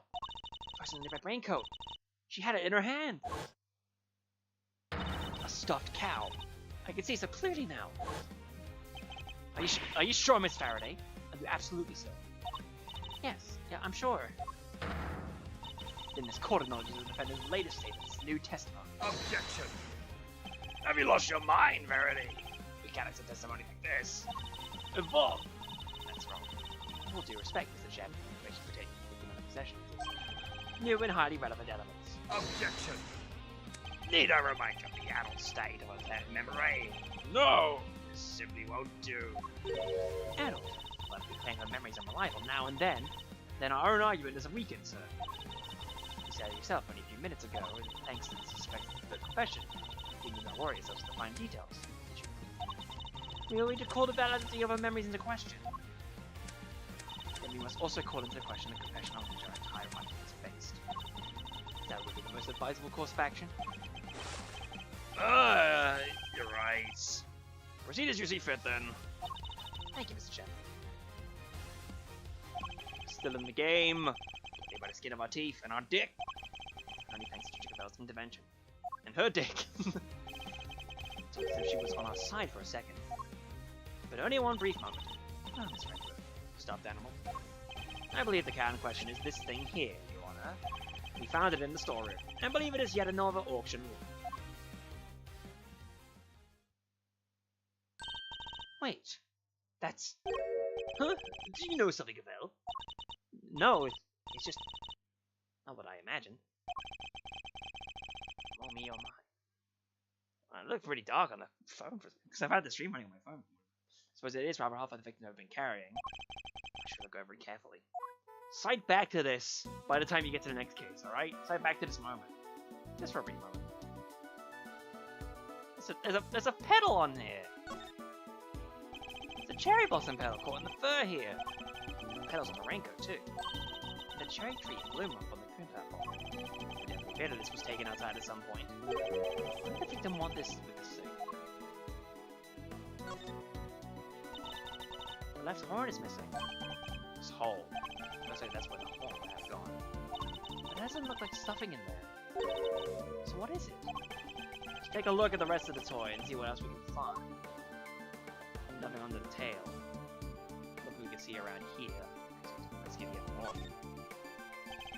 The right horn seems intact, but I can't say it's doing much for the overall symmetry of the stuffed toy. Look, Mr. Retrov, it moves! It does? It sounds like sand being crushed. It seems there's a recording device hidden inside. Is sand? I knew it was you the moment I laid eyes on you. You can't hide that burn from me. Nothing to say for yourself. I waited so long for this day, and now I'll finally have my revenge. Ah! Could this be the moment of the murder? Someone made a recording of it. Broken plushie data updated in my organizer. One of the people reported had a prominent bird. Hey! That's them right there! Name of the voices I heard. Sure as eggs is eggs. Overruled. Unfortunately, we have no way of verifying when these voices were recorded. It's possible they have nothing to do with the murder. Only there was someone covered in video footage.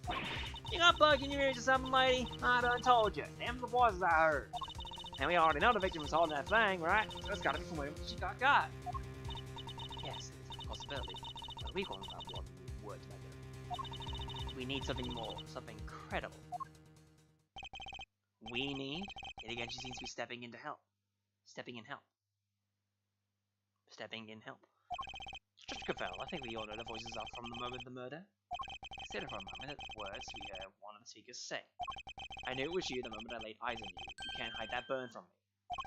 I believe we have something that can explain what these words are referring to and how it's all related. Pertaining to the voices are from when the murder occurred. Well, we can see it on here, right? Prominent burn mark on the back of the victim's right hand. See? There you go. Take that! The coroner's preliminary findings. Hardly prove anything. Ah, this is how they're doing it. Yes, one of the faces of the victim was found behind the burn.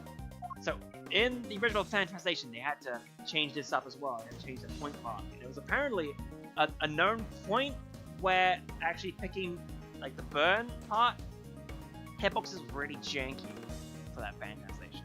So it'd be like in the center of burn and mark. I'm gonna choose the center just to be safe, but Take yeah, that! it's an interesting thing to see it. That was right there, sort of presenting thing. You know. Think again on the words we heard. This part in particular sticks out of my mind. You can't hide that burn from me. The victim had a prominent burn mark on the back of her right hand. And? What of it? According to the case testimony, the victim was carrying a stuffed cow toy. The burn mark, identifying mark unique to the victim, was mentioned, according to Gambit. It's just a coincidence. Stuff like this happens all the time, right? Overruled! I'm not so sure that it does, especially not in this case. The court accepts that the recording may be from the time of the murder. In which case, one of the two voices must belong to the real culprit. And based on the content of the conversation, it seems likely that it's the one we heard the most. But that still doesn't tell us anything about the killer's true identity, whether they're male or female. Due to the voice changes, correct. Unfortunate, but unavoidable. One thing, however, has become clear. That was a good impression. You're not able to say the voices misheard her, but those of Miss Winger and her killer. Just like I done told you they was! You can say something else now, too. Let's hear it. That is, if you don't mind, Mr. Chairman. Do as you wish. According to Miss Hart, just before the murder occurred, two people came up to the store, the committee chamber, on the elevator. The ringleader, and the auction attendant. It seems this was the point at which money exchanged hands. The murder happened immediately afterward, and the auction carried on after that. All of which points to one key fact. What else? The ringleader was the killer. Since the ringleader was the auction's sole auctioneer, then it follows that they cannot be the victim. Hey, Gavel! Why now use this? There's a good boy. If they weren't the victim, then they could only have been the killer. Overruled! Compelling argument, but hardly conclusive. I am fully aware of that, Your Honor. I was merely warming up for the main event. Warming up. That's a lie. There were certain traces left on the scene that seemed to suggest that ringleader was the killer. But please hurry up and show us. What is something that was placed on the scene that points to ringleader having been the killer? Placed on the scene?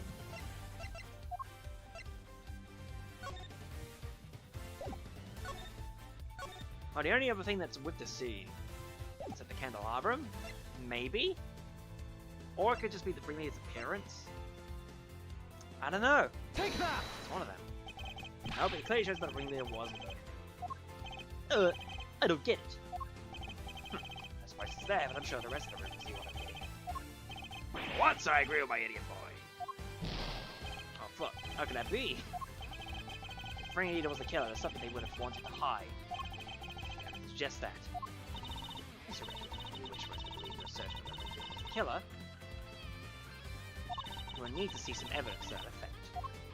I understand, Your Honor, and I'm about to show you just that. Something to hide, something to hide, something to hide. Appearance? Take that! Nope.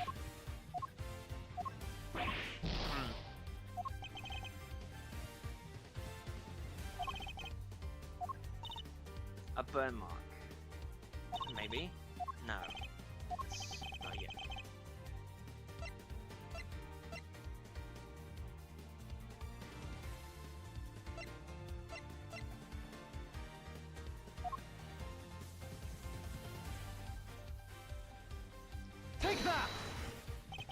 Oh. Oh lord, I'm about to perish! I need to think about this carefully, otherwise we just fucking perish entirely. That's not important anymore. Found in the victim's hand. But it is her keycard, right? Because we have the stuff that shows. Yeah, there's no point to that.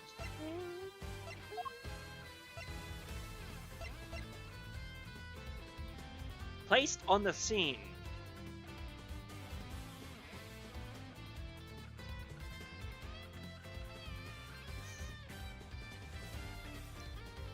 Am I overthinking this? Take that! I'm flying by the seat of my pants. The killer deliberately left a large pool of blood at the foot of the ghost Justice's statue. It was due to that blood that we originally thought the murder happened in this chamber. It was simply a ruse designed to cover up the blood that had dripped out from the storeroom.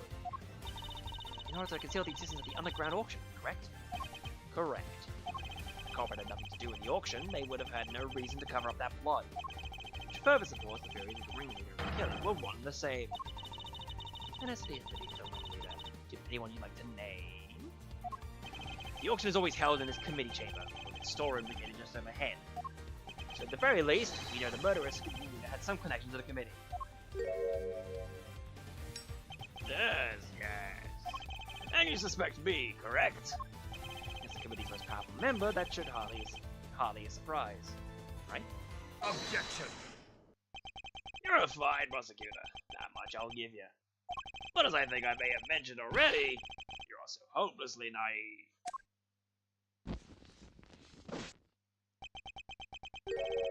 You've got nothing, dear boy, have you? No evidence whatsoever. Unless you've got something to share after all. Oh! Any evidence to show that Chairman Wynn is the murderer?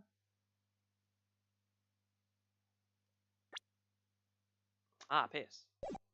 What if I saved here instead? Because I don't know if I do. Hey look, hello, Turnabout Trigger. We've seen you. That was like a month or so ago. Good heavens. Goodness gracious. Ba. Hallelujah. Michael rode the boat ashore. Hallelujah. I don't think we have anything. Chairman Winner himself had brought up the fact that I suspected him. And he seemed confident right from the get-go that he's untouchable. Which means he knows. He knows I nothing. Well, Mars, my boy, time to pay the piper. Oh, I've always wanted to say that. Verity, he's all yours. Hold it! Wait, dang it! I just remembered something. Huh? Did you have amnesia too? No, it just dawned came to me. Flash of inspiration, you know how it is. Very well, say your piece. Objection! What are you doing, Verity? Mr. Redruff has made it clear that he won't give up until every last lick of hope has been extinguished. Like your flame right there. So extinguish we must, lest he try to drag us through this excruciating process again in the future. Yeah, what she said. I don't quite get it, but it sounded pretty cool. Don't worry, Dad. I'll help develop this a winning finish. We'll show them how wrong they are. Fine! Let's hear what the witness has to say. You heard the jabber, Miss Hart. If you'd be so kind. Well, alright then. Here goes nothing. Facts, Miss Hart. Nothing but the facts, please. Don't you worry your pretty little head on that one. I'm a journalist. It's my middle name. I'm really officially worried. So the ringleader's the killer, right? Which makes the victim one of the auction dogs. Thing is, that don't add up. I counted 11 people coming down the hatch, see? Then the murder happened, and the auction started back up again. Now I had me a look back downstairs right after that. No. And would you know it, there were 11 little duckies all lined up in a row again. How? You're sure of this, Miss Hart? Sure can be, you gabbleship. Sign on my own two papers. So, 11 before the murder, and 11 again right after means? Wait! That's a thingy! A contradiction, Eustace. Do try to keep up. Miss Hart, did nothing really change at all? I done told you already, they carry right on after like nothing every night. Oh, except for there wasn't that much, but... What is it? That little old mallet dude there. Didn't have himself an auction without one. Kinda like the one Missy over there's got. Different. The auctioneer's hammer? That's the bunny. Heh. I done heard that thing banging and clanging around the way through. And nothing. Just like that. The noise of a hammer stopped midway through. But it has something to do with the murder. Miss Hart said we need to update it in the organizer. Good. We have more information. If what Miss Hart is telling us is true, we may have something of a problem. Namely, that if the victim is neither the auctioneer nor one of the attendees, your entire theory cannot stand, Mr. Edgeworth. Oh, Chalk it up to justice! Eat that, Edgeworth! See, Mr. Edgeworth, there really was nothing we could do. no. Must be something we're overlooking. Something we still don't have an explanation for. I just need to think. If I can't, K is... Alright, kids. Do we finally have all our answers now? If so, I expect you to make good on... Hold it! One moment, sir. I worried that it might still be a little early to pass judgment. After all, we have one more matter yet to resolve. And until we do, you cannot claim complete and total victory over this threat. Is that not so, Mr. Edgeworth? Frankly, I thought you'd have raised your voice by now. A loud hold it, perhaps? Oh, yeah, sure. You can do that. Hold it! Once again, she has rescued us from the jaws of defeat. Very well, let's get this over with, shall we? What is that one matter that still remains? Why, the contradiction in the coroner's report, sir. That's... I'm back with the witnesses, Your Honor. They bimble on in. What's this all about? Why'd you call us back down here?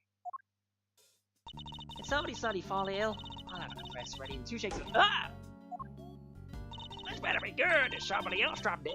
Well, they might sure wish they had. Dr. Hertz, Miss Needler, thank you for coming on such short notice. Let me assure you this won't take long. Quit trying to burn me up and turn to shades, will ya? Of course.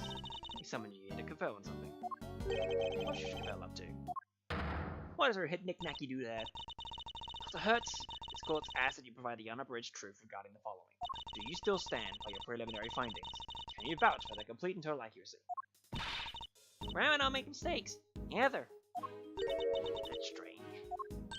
Huh? What do you mean? I don't know why she's so hardish. In the court of this trial, a narrow as you found the report. And so I ask again for the truth, Dr. Hertz. Did you alter, tamper with, or in any way falsify your findings? That's awful. How could you even say that?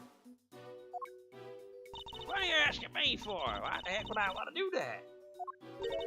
To help the true culprit, of course. And if I know anything about all that, I just know I didn't do anything of the sort. And that seems doubly strange. Whatever explanation could there be for the discrepancy in the report? Mr. Edgeworth, I wonder if you might have any thoughts on the matter? It's not like you didn't call me, I must say. Why don't she keep taking charge and helping me? I still don't know what she's up to. What is her bag? I'll happily take what I can get. Everything was recorded accurately and then handed off to Mr. Winter according to protocol. And the report shouldn't contain any mistakes. Wait! For the record, I didn't do anything to the report. I guess we'll see, won't we? Doc Hertz, perhaps you could begin with your side of the story. Ugh. Pardon me. Why do we even need to? This is pointless. I'll be the judge of what's pointless, thank you very much. We have patients waiting in the back of the hospital. Grandma, yo! We really don't have time for this. Won't you please help us? I can't stress how important this is. Grandma says she'll testify. But could you please make it quick? If we're not back soon, people will suffer. And yet you have no qualms about taking your time and buying content. I said we saw you. We'll let you go as soon as we can, I promise. I promise you this. That's the truth, that is. Clock. A so-called mistake in the report. No way there's a mistake in Grandma's report. Not never. I've been dealing with death longer than you've been alive, Sonny Jim. You writing something wrong, it's about as likely as... Ow! And what the heck do you think I stand in by Dr. Red file? Don't make a lick of sense. And that's all she has to say. Nothing funky here. See? just as I thought. No chance the good doctor doctored her findings. And you swear by the Holy Goddess that this testimony is true? Of course. Grandma's never told a lie in her. Objection! Your opinions are not necessary, Miss Needler. Your grandmother is the subject of this inquiry, not you. Not necessary. That's not fair. I'm the only ally poor Grandma has. Go ahead and shout objection left or right, but you best be prepared then, Mr. Ex-Prosecutor. Oh, I'm more than prepared. I'm ready to expose the truth behind the error in the report, dumbass.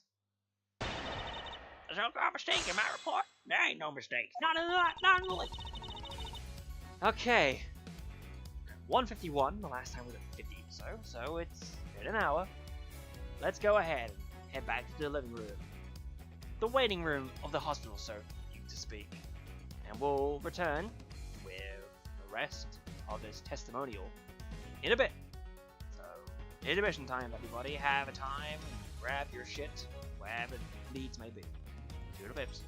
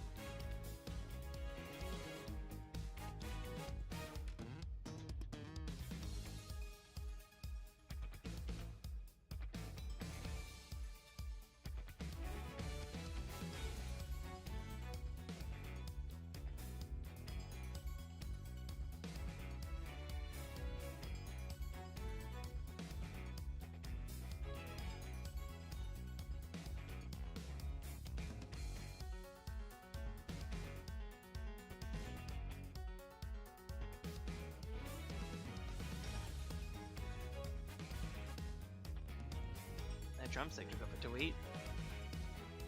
Just took a bit, I don't know why. I had it in my hand to make it warmer. Then it just was still hot. Because it didn't hold it firmly enough, didn't generate enough heat to melt it a little bit. So let's just hop back in, shall we? No, wait, there's a mistake in Grandma's report. Hold it! Never. You say that Dr. Hers is infallible. She has to be. The doctor can't afford to make mistakes. Even better than my grandma will be out of a job she messed with once. So there's no way she's of all people would. I got a whole hospital line on me. Me, you'll be borrowing your workers. Right, mister? I can't. Hold Hey, it! Jim. You really never made a single mistake in all that time. Doctor is all about experience. The longer you've been at it, the better you get. Double meaning! It's only the same were true of prosecuting. Him and Winner would be best in business. But I think we can all agree that's not the case. Oh, you really are Devil Miles. But you're also quite wrong. I never once made a mistake either. After all, I have people to do that for me. I'm too busy for foul-ups. Lucky for me, I don't have to make them. Here's what having people just grand. Don't you go trying to make Doctor and Warren down the same? They ain't nothing alike. Nothing alike, I tell you. None of what? I tell you, I swear to God. Hold it! Can you not hit each other, please? Nick prepares to put the raincoat on her, assuming head injury. And yet there was not a single drop of her blood in the chest area. Therefore, she must have been hit in the head before she was stabbed in the chest, making it pre-mortem. Now, I don't need you to teach me how to suck eggs, young man. that's funny. My dang report already says what you just said, don't it? Objection! Your report stated the head injury appears to have sustained post-mortem, which is the exact opposite of what I just said. Now, sure. I didn't dictate the report to Florence here, and she just wrote it all down just like I said. But something happened to her after that. Nothing to do with me. Dictated it? If you could please tell me more. I just dictated that report to Florence, and after that, nothing to do with me. Hold it! So we're on the same page. Well, we have conclusions regarding the body. Well, like I said, sorry, it was, Death from a good heart, knocks on the noggin. you can say for certain that when the knock happened, Pre-mortem, of course. Chest wound happened after the poor girl died. I told Florence that, and she wrote it right down. So that's what it says in my dying report. you told her, but I think we're finally getting to the truth. That'll make a lick of sense. Before we do anything, because we are in a shit spot. The so-called mistake in the report. You have one chance for the majority of this. Objection! Please listen to me! Dr. Hertz, I'd like you to take a look at the report of yourself. Oh, I read it. Yeah.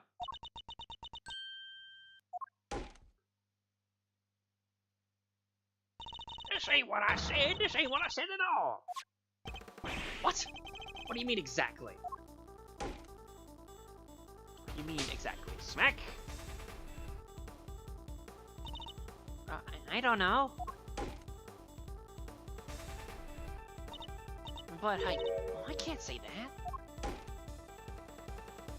Why are you smacking each other so much? Jesus.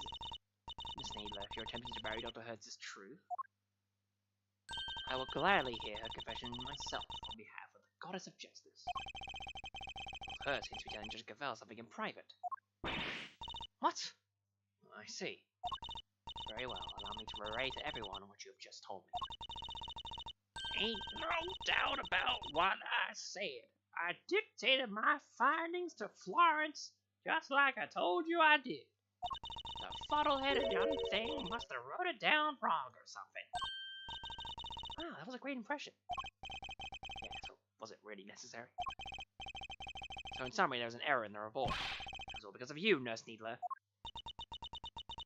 Ah! Aye, she's sweating a bunch of... The true fact has now been shown to be that the head injury occurred prior to the chest wound. The Question now, Miss Needler, is why did you choose such an error? How? Let's hold it. Just a minute, Verity. You make it sound as if the poor girl did it deliberately. Whereas it seems to me she just made a little mistake. Pre-mortem, post-mortem. They're practically the same word, don't you think? I know that the fan translation uses anti-mortem. Post-anti, yeah. So they mean two completely different things. It's deliberate, no doubt about it. Why would she want to change it? Exactly. Thanks. Oh, You won't get away that easy. Stand yourself, young lady. but Grandma, you submitted a falsified report, and I have let the K being accused of murder. You owe us an explanation.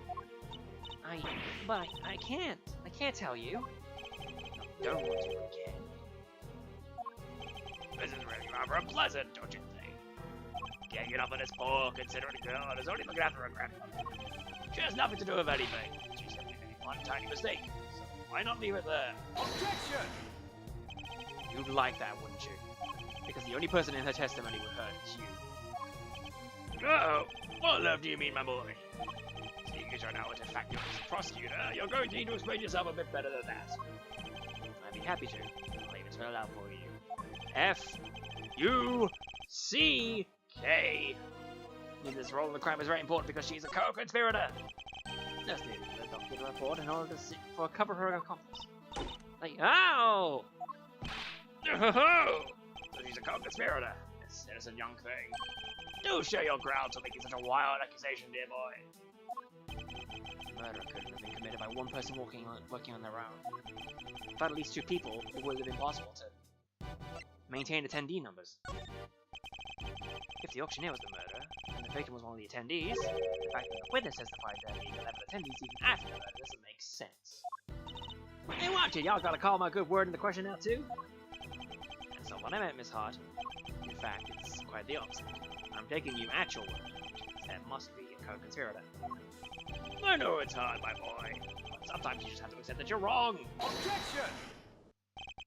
I wasn't wrong, I just hadn't considered the possibility of having an accomplice yet. But as soon as we do, things start to fall into place.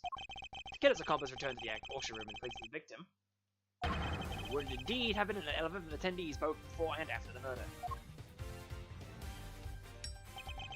Well, so much of thinking, is it? It's certainly an intriguing theory. But surely the impossible would have been spotted right away. I would imagine Miss Needler looked strikingly different from the victim's build and stature. With the help of a mask, she could very easily replace Miss Ring without anyone noticing. Well, Miss Needler, is that what happened? Did you take the victim's place at the auction? I wouldn't do something like... Now tell us, the ringleader. Who were they? I can't tell you, I just can't. It hurt Grandma too. But Grandma... Don't you worry about me, I can take it. You just tell me everything, child. But... Grandma!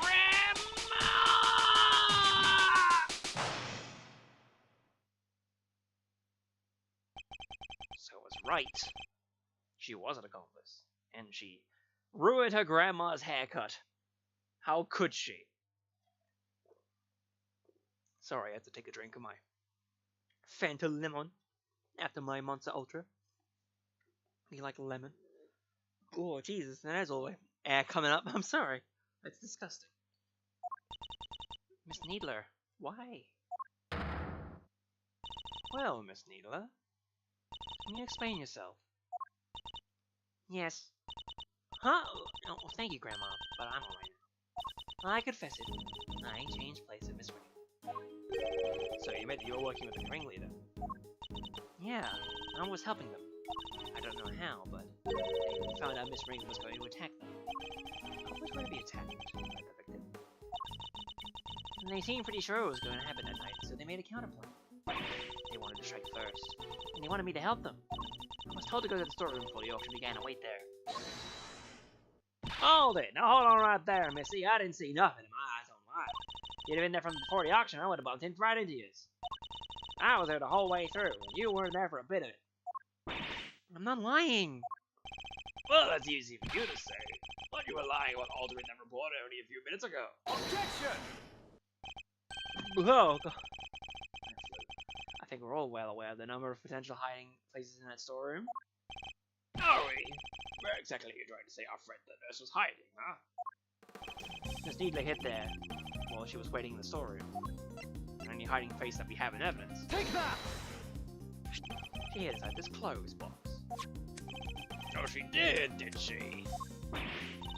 Well, I was there the whole time before I moved it on in.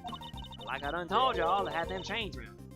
Wanted to hide it there myself, really, but it was locked up tight, so I had to go elsewhere. I imagine it's because Miss Needler was already lying in there by the time you arrived. That's right. We didn't want anybody open it, or we were really blowing our cover. So the ringleader told me to climb in and wait until it was time to be part of the plan. And then they wrapped the whole box up in chains. I think they took the elevator downstairs not so long after. It was just before the auction was due to start. So as the auction was beginning, the closed box was man out of bread with the H in the elevator. You and Miss Harper have been the only people in the store. Yeah, I think so. AR! The auction probably proceeded as it always did. Until a certain customer came upstairs to complete their purchase. And that was when the incident occurred. It's hard of her, the victim and the culprit are changing words around. You betcha! I was behind that statue there, shaking like a dang leaf the whole time. And there was my quarrel, Mr. Ringer was killed by the auctioneer. I imagine that the auctioneer then carried Miss Ringer's body up to the clothes box. Harn! H-A-R-N, Harn! From which Miss Needler emerged and swapped places with the victim. But after placing Miss Ringer's body inside the box, getting all the hiccups out, Miss Needler's role was to pretend to be Miss Ringer. The two of them returned to the room and below as if nothing had happened. Is that about some of what was happened in the storeroom, Miss Needler? Yes, in fact, that's exactly what happened. Hold it! Oh, serious false right back on in, nobody noticed. This is two completely different people we're talking about. You're telling me not a one of them folks down there at the auction counting on? Why would they? The other auction goers had no reason to notice it, because she was imitating the victim. As we've seen, Miss Ringer and Miss Needler are about the same bill. What's more, the auction rules regularly required attendees to wear their masks at all times. If Miss Needler was wearing the same clothes as Miss Ringer, then any wiser. No, and they weren't. I borrowed Miss Ringer's clothes and ow! And left the poor child in her smalls? Have you no respect, girlie? No, Grandma, I thought the same thing. It wouldn't be nice to leave her like that. So when the ringleader wasn't looking, I put that raincoat on her. So that's how Miss Ringer came to wearing it. Thus the auction was able to carry on as before. Yes, the part where I caught the red raincoat on film came just after. Yeah, it must be. Then it all makes sense. Right after that was when I went over and looked downstairs through the gap in the elevator. Spied the yelled up and had the little auction goers. Then back and I snuck to my little hidey hole. Don't tell me you were hiding back in there the entire time after that. Well, that is... not exactly. What is it? Did something happen? So maybe I ought to mention this before, but I fell asleep after that. Well, passed out. Unconscious, you might say. What? What happened? No, nothing much. Kind of silly, really, but there was this sudden loud noise, and startled me just a little bit, you know. Alright, maybe more than a little. I just witnessed the murder. Can't blame myself getting jumpy. Yes, I got my heart shook and my head faint. Before I knew it, I was out like a light. Hey, by the time I came to, it was the next dang day, and then y'all clinking down that ladder. See, so you startled by a loud noise and felt unconscious. Suppose that means you don't know what happened after all. Not per se, but... well, after the auction was over, all the masks were back on the ground. So I reckon the guests don't finish up and filed out one by one like they were supposed to. Huh. Miss Needler, once the auction ever started, what exactly were you doing? I was ready to be Miss Ringer and placing bids, just as the ringleader wanted. And when the clothes box said constructed, it had a dead body inside after all. Actually, somebody else had wanted. You would have been in real trouble then. So you had no idea the victim had vacated the box in the meantime. No, not until we came back up so I could pay for it. That was when we noticed. The ringleader told me to go look for her right away. Except, I found some other girl collapsed at the foot of the ladder instead. Okay. Hank. Yes, she must have fallen up from the roof and been knocked unconscious. Guess the victim must have left that hatch wide open, huh? explain it. Kay would have been so shocked by seeing Miss Ringer fall motionless in front of her, that she wouldn't have seen the open hatch and fallen right through it. That explains the noise that caused you to faint as well. The sound of Kay crash landing onto the storeroom floor. I suppose. Can't believe something like that don't knock me out for so long, though. So in summary, by the time Miss Needler found Kay, you were already sound asleep, I understand you. I think you got a good grasp on what occurred at this point now. Miss Needler, if you continue. Sure. So I found Kay next to Miss Ringer, and I put them both in the clothes box. You couldn't risk any of the auction goers seeing her. That would have caused a real hullabaloo. Is that your idea, or the ringleader's? Theirs. But putting the raincoat on Miss Ringer was my own idea. So I tried to get rid of it before they found out what I'd done. I imagine they were none too pleased. None too pleased? Shouldn't it be none too pleased? When it showed up as a surprise piece of evidence in this case. And lastly, the ringleader and I put her in an auctioneer's outfit there. Of course, she completed that deception and made everyone think she was the auctioneer. All in all, the auction finished up without anybody noticing anything. And that was that. Now that we know the extent of your crimes, Miss Needler, if you have anything further to share, I'd advise you to do so immediately. I wish I could tell you more, but sorry, that's all I know. Oh, except for one other thing. It did seem a little strange, I guess. When I was borrowing Miss Ringer's clothes, I took everything I could, but couldn't take her hair, obviously, so You're dang right you couldn't take her hair! What kind of medical professional are you? That's why you draw the line, so taking her clothes is okay. My hair was totally different. The style, the length, everything. Kind of panicked. The ringleader thought of everything, including wigs. 2 of them, in fact.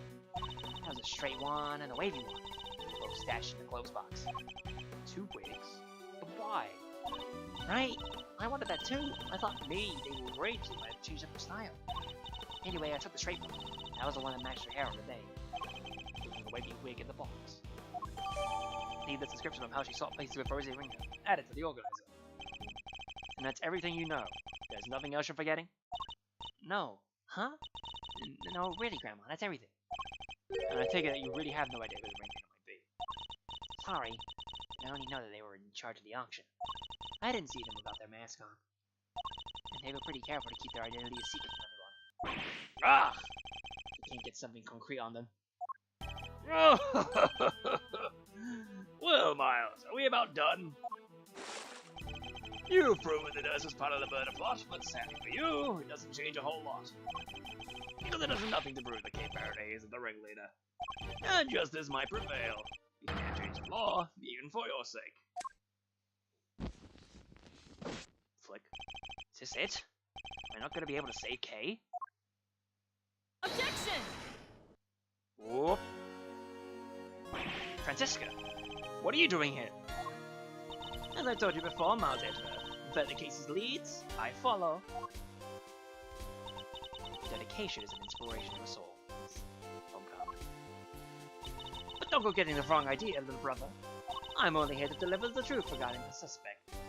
I'm certainly not here to forgive you for abandoning the fight of the prosecutor. I understand that. You should thank your former subordinate for letting him know the share. In his desperation to help Kay Faraday, he gave me a valuable piece of information. Gumption. Prepare yourself, Miles Edgeworth, for the final piece of the puzzle. Rosie Finger's head wound was the first of the injuries she suffered, none's the second.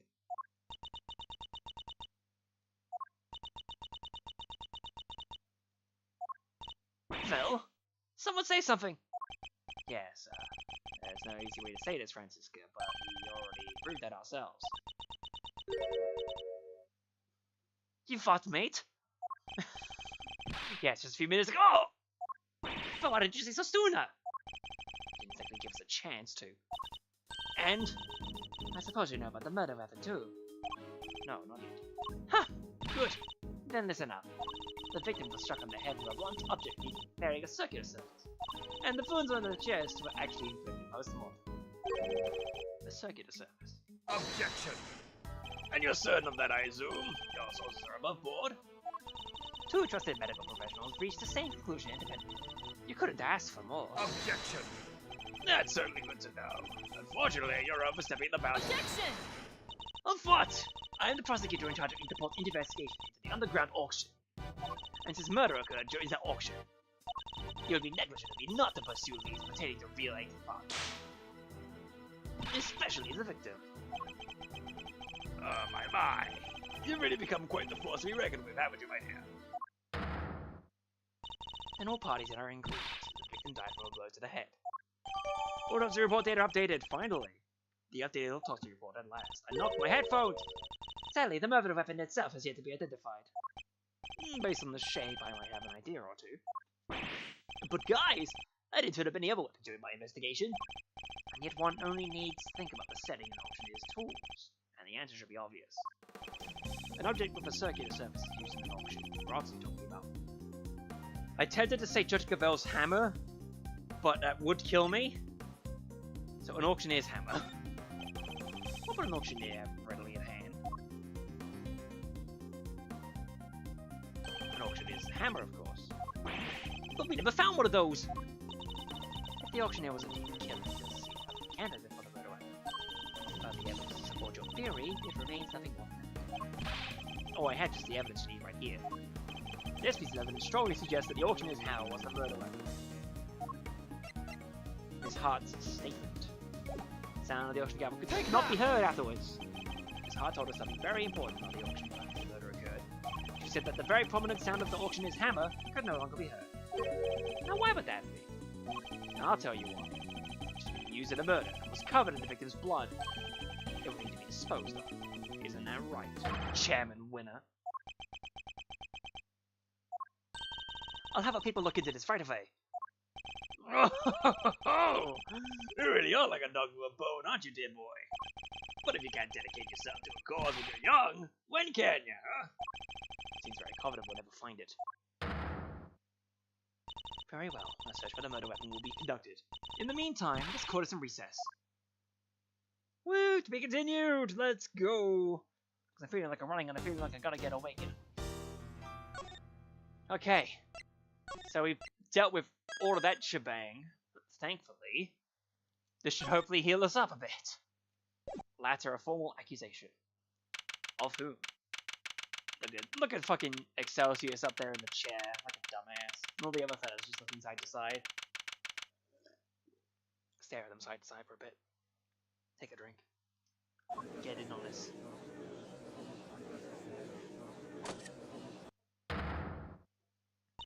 Silence in the courtroom, please.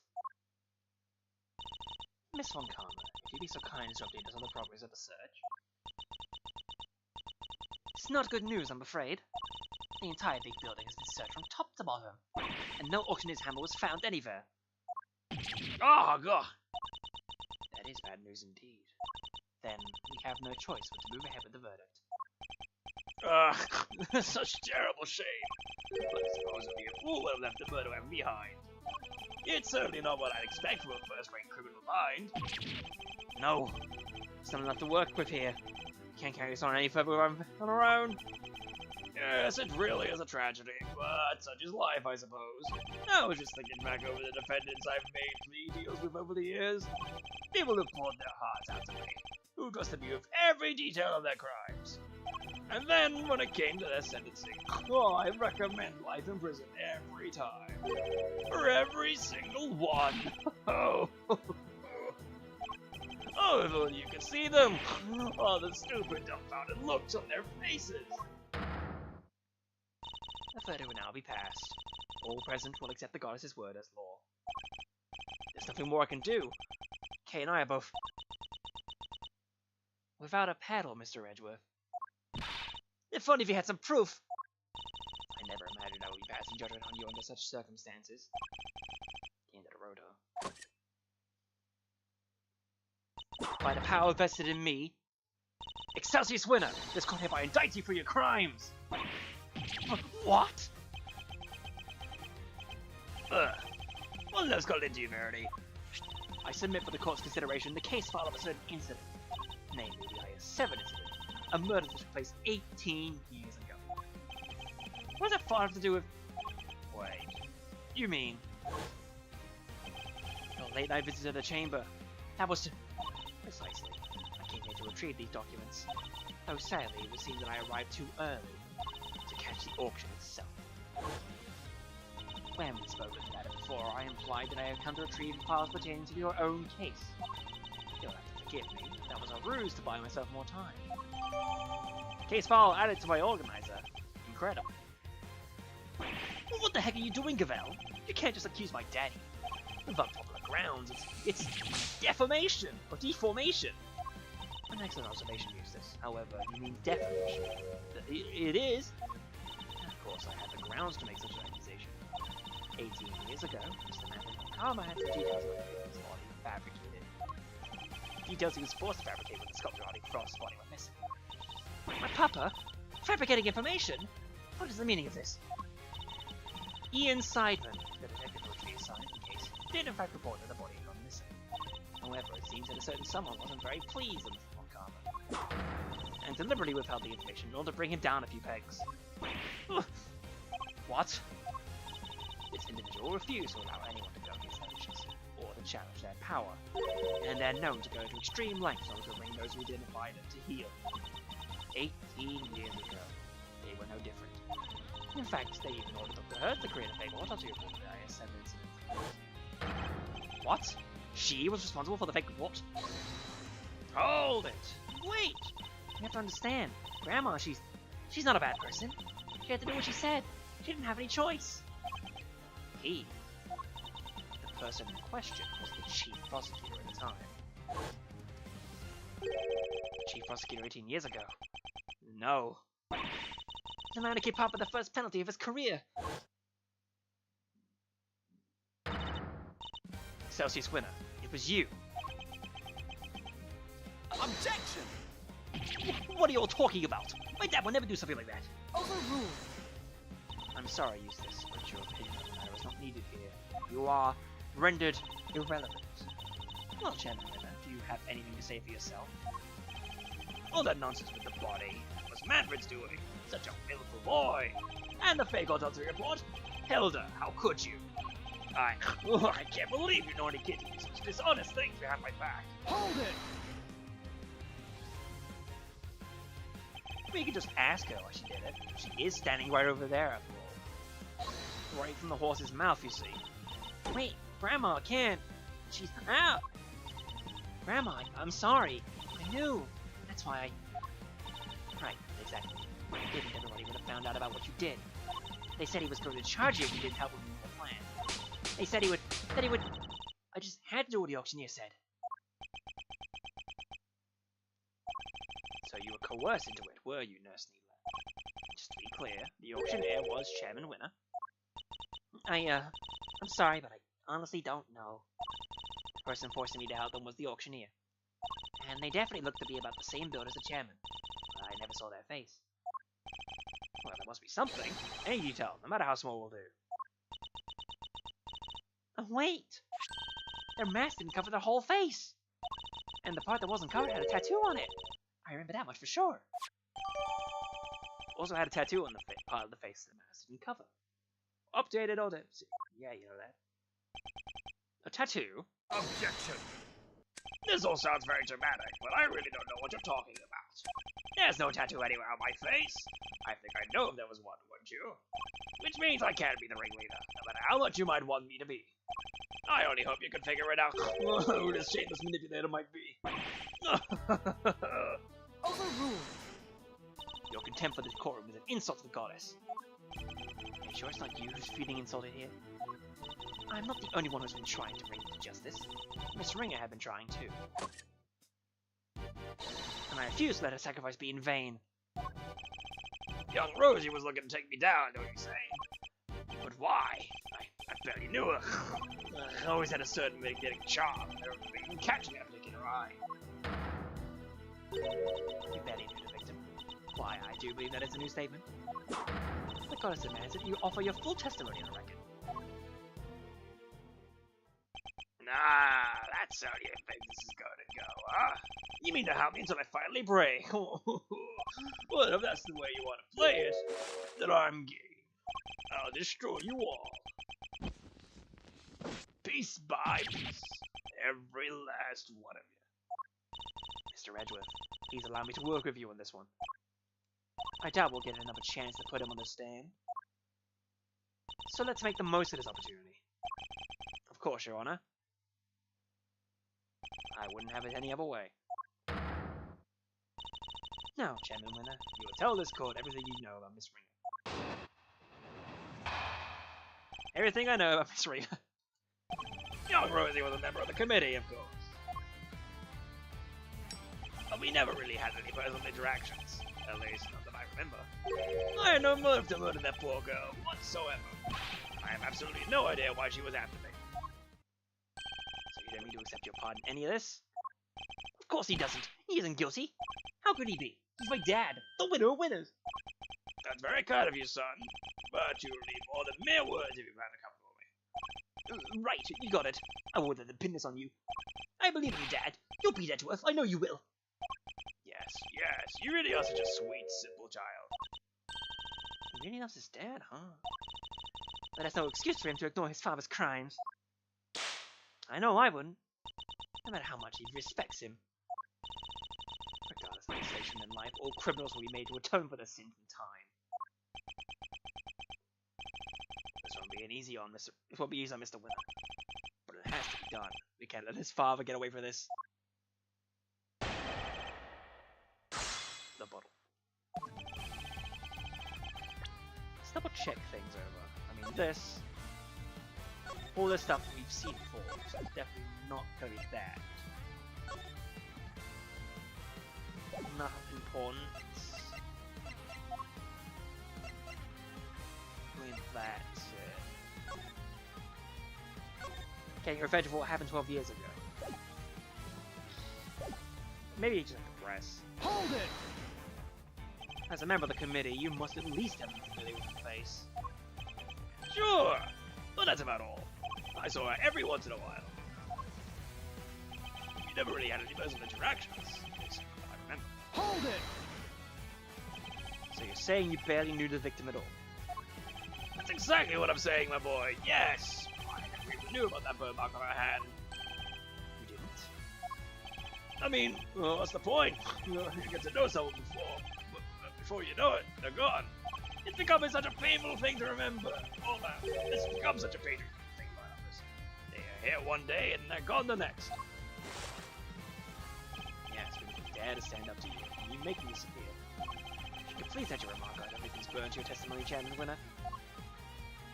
I don't even know about the birthmark on her hand. There we go, that's perfect. Because if they were wearing gloves and... I'm wearing gloves there.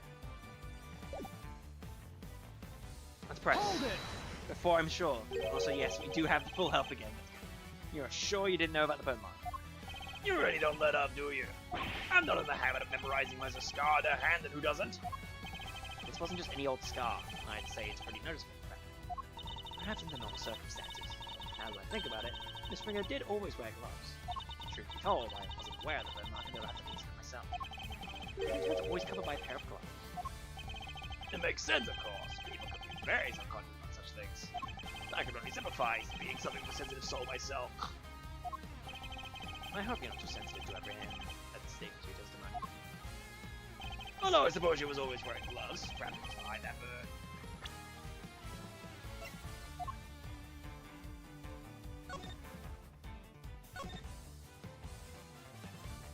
Well, the gloves don't seem very wet with blood, so it's not like she was wearing them at the time to collar off the wound.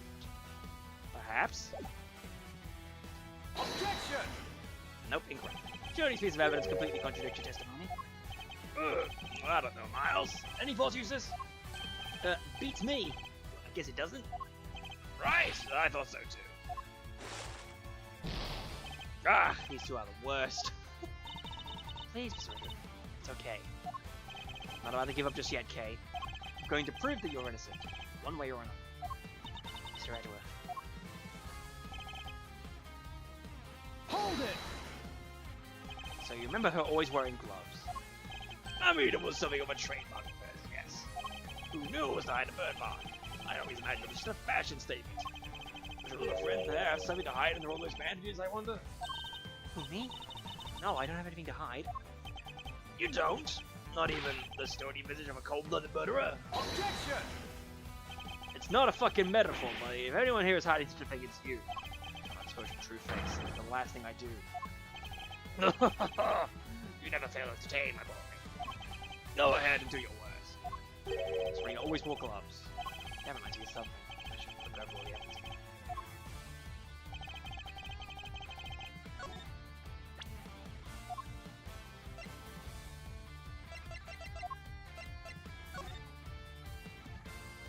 No, it'd be you that has it, right? Objection! Yeah. Yeah, baby. We got this shit. Simplify. So Miss Rika always wore gloves, huh? If she did, that raises a rather important question, and highlights quite a contradiction. A contradiction, you say? Really? If we listen again to the conversation that was captured by the stuffed cow, you'll soon see what I mean. And I knew it was you the moment I laid eyes on you. You can't hide that bird from me. Nothing to say for yourself? I've waited so long for this day, and now I'll finally have my revenge. Ah! It can be reasonably certain that what we just heard is the moment the victim was attacked. I knew it was you the moment I laid eyes on you. You can't hide that bird from me. We assumed that those were the words of the killer. And where's the problem in that? It seems like a perfectly sensible assumption to me. I'm afraid not, Chairman Winner. Well, you see, if the victim was always wearing gloves, as you just testified, then the bird mark on her hand should not have been visible to a killer. Objection! You speak as if gloves can be easily removed. She could have taken them off during the auction. Oh, that's... How's it? But she hasn't. She was still wearing them when I changed places with her. So they must have been on her hands when she was being murdered too. What do you say, my dear? You don't know how much trouble you're in, don't you? I'm not scared of you anymore. I have Grandma on my side now. Now it's time for you to pay the piper, Winner, you dang devil. I've always wanted to say that. I see. So you're both looking to disappear too. That can't be arranged, you see. Not this time, Celsius Winner. The only person disappearing will be you. Objection! Hey, you can't talk to my dad like that. Who cares if the burn was covered up? Why does it even matter? Objection! Oh, it matters. It matters, alright. Because it turns out our understanding of the burn mark on its head. What do you mean? What can the fact that the victim's burn mark was covered up possibly tell us? Why the murder covered too? Think about it like this, Mr. Winner. The victim was wearing gloves. Therefore, the glove burn mark on her hand would not have been visible. In which case, whose burn mark was it that was being referred to in the recording? Somebody who... was it the victim? Precisely. The culprit had a prominent burn mark too. Like Mark 2. Or to put it another way, I knew it was you the moment I laid eyes on you. You can't hide that burn. Those words were spoken by the murderer, not the victim. No way! Objection! Flick. Eustace, my boy. Would you mind stepping aside for a second? Look, Miles, it's nice to see you having fun with a little fight of fancy. Let's get serious.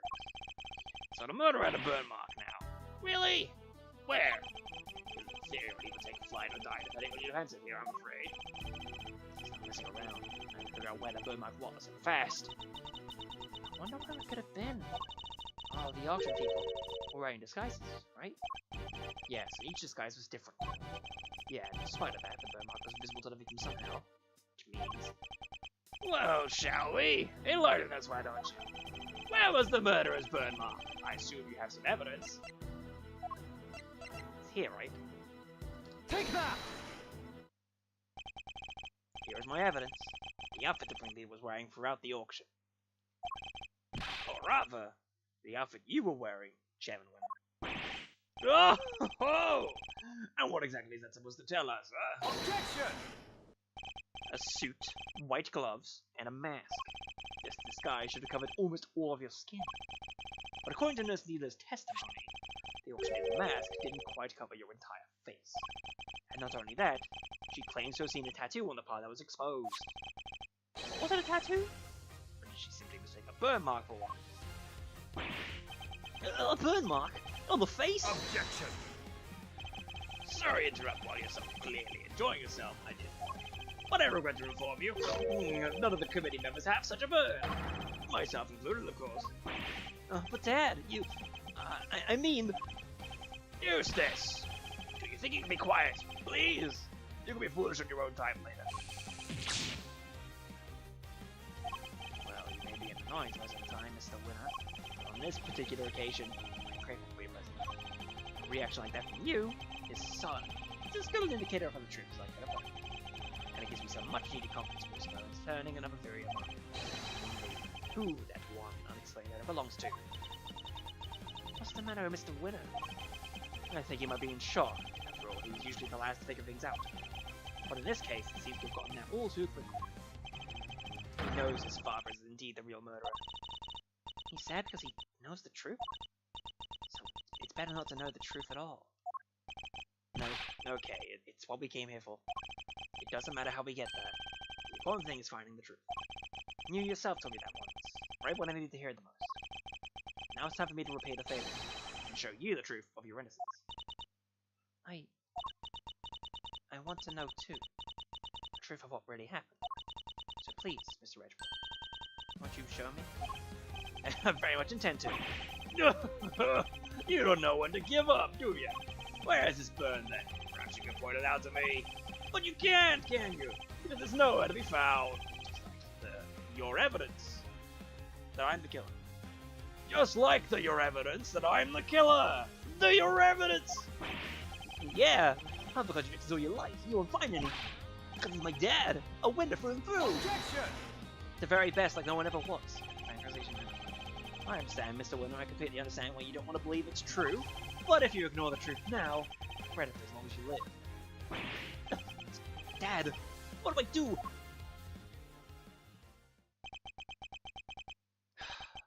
I just don't understand it. How could I have raised such an utter buffoon? If you really wish to help your father use this, you can try thinking on your own for once in your goddamn life, you useless nitwit. But I try all the time, Dad. All I do is try. I went to the school you wanted me to go to. I aced every test. Look at my jacket. They only give things to the valedictorian. I did everything you told me to. I worked like crazy. I graduated top of my class. I tried to be just like you and win as many trophies as I could. Objection! You really are just a simpering simpleton, aren't you? Damn those words, buddy. Holy crap. Those tests you aced, I had to school give you perfect scores on all. Those debate and speech competitions you won, the judges were all friends of mine. If you never even realized that much, there's no hope for you, I'm afraid. None at all. Oh, no son of mine. Even you must see that.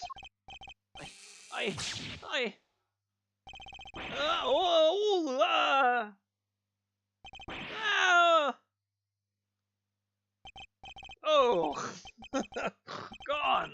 My own son. They all leave in the end.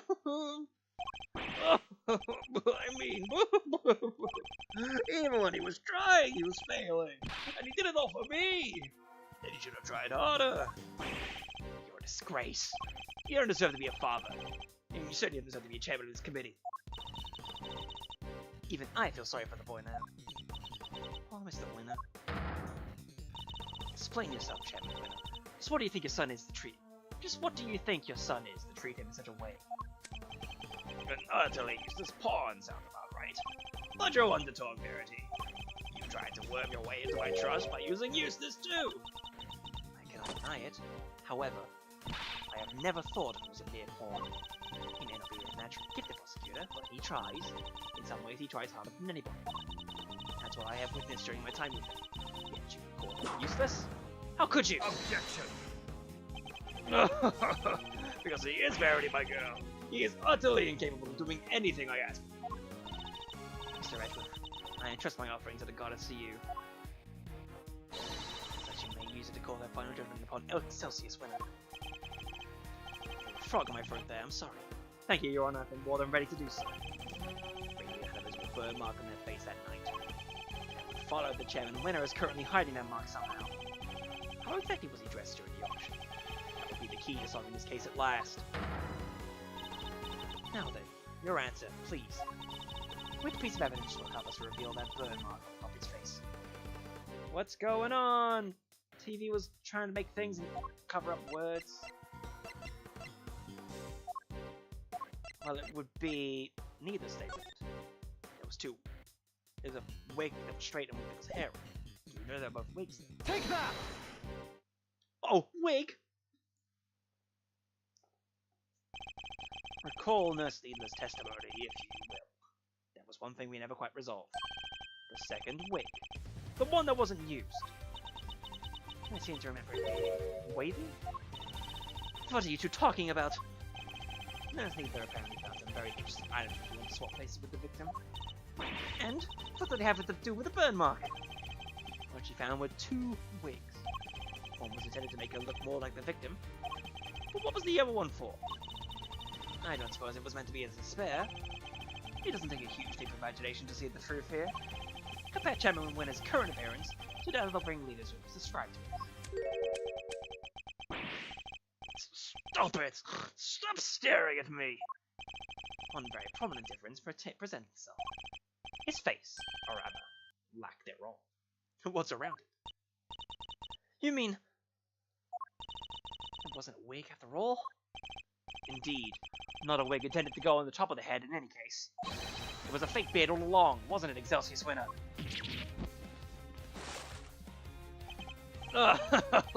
This? Why, this is all my own, dear boy.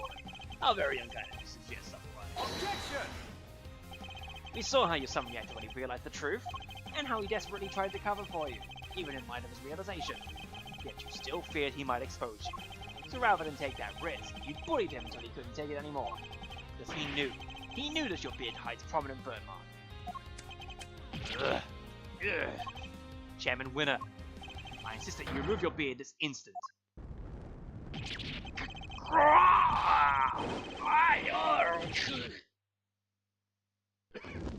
There's the burn mark. It looks like a skull even.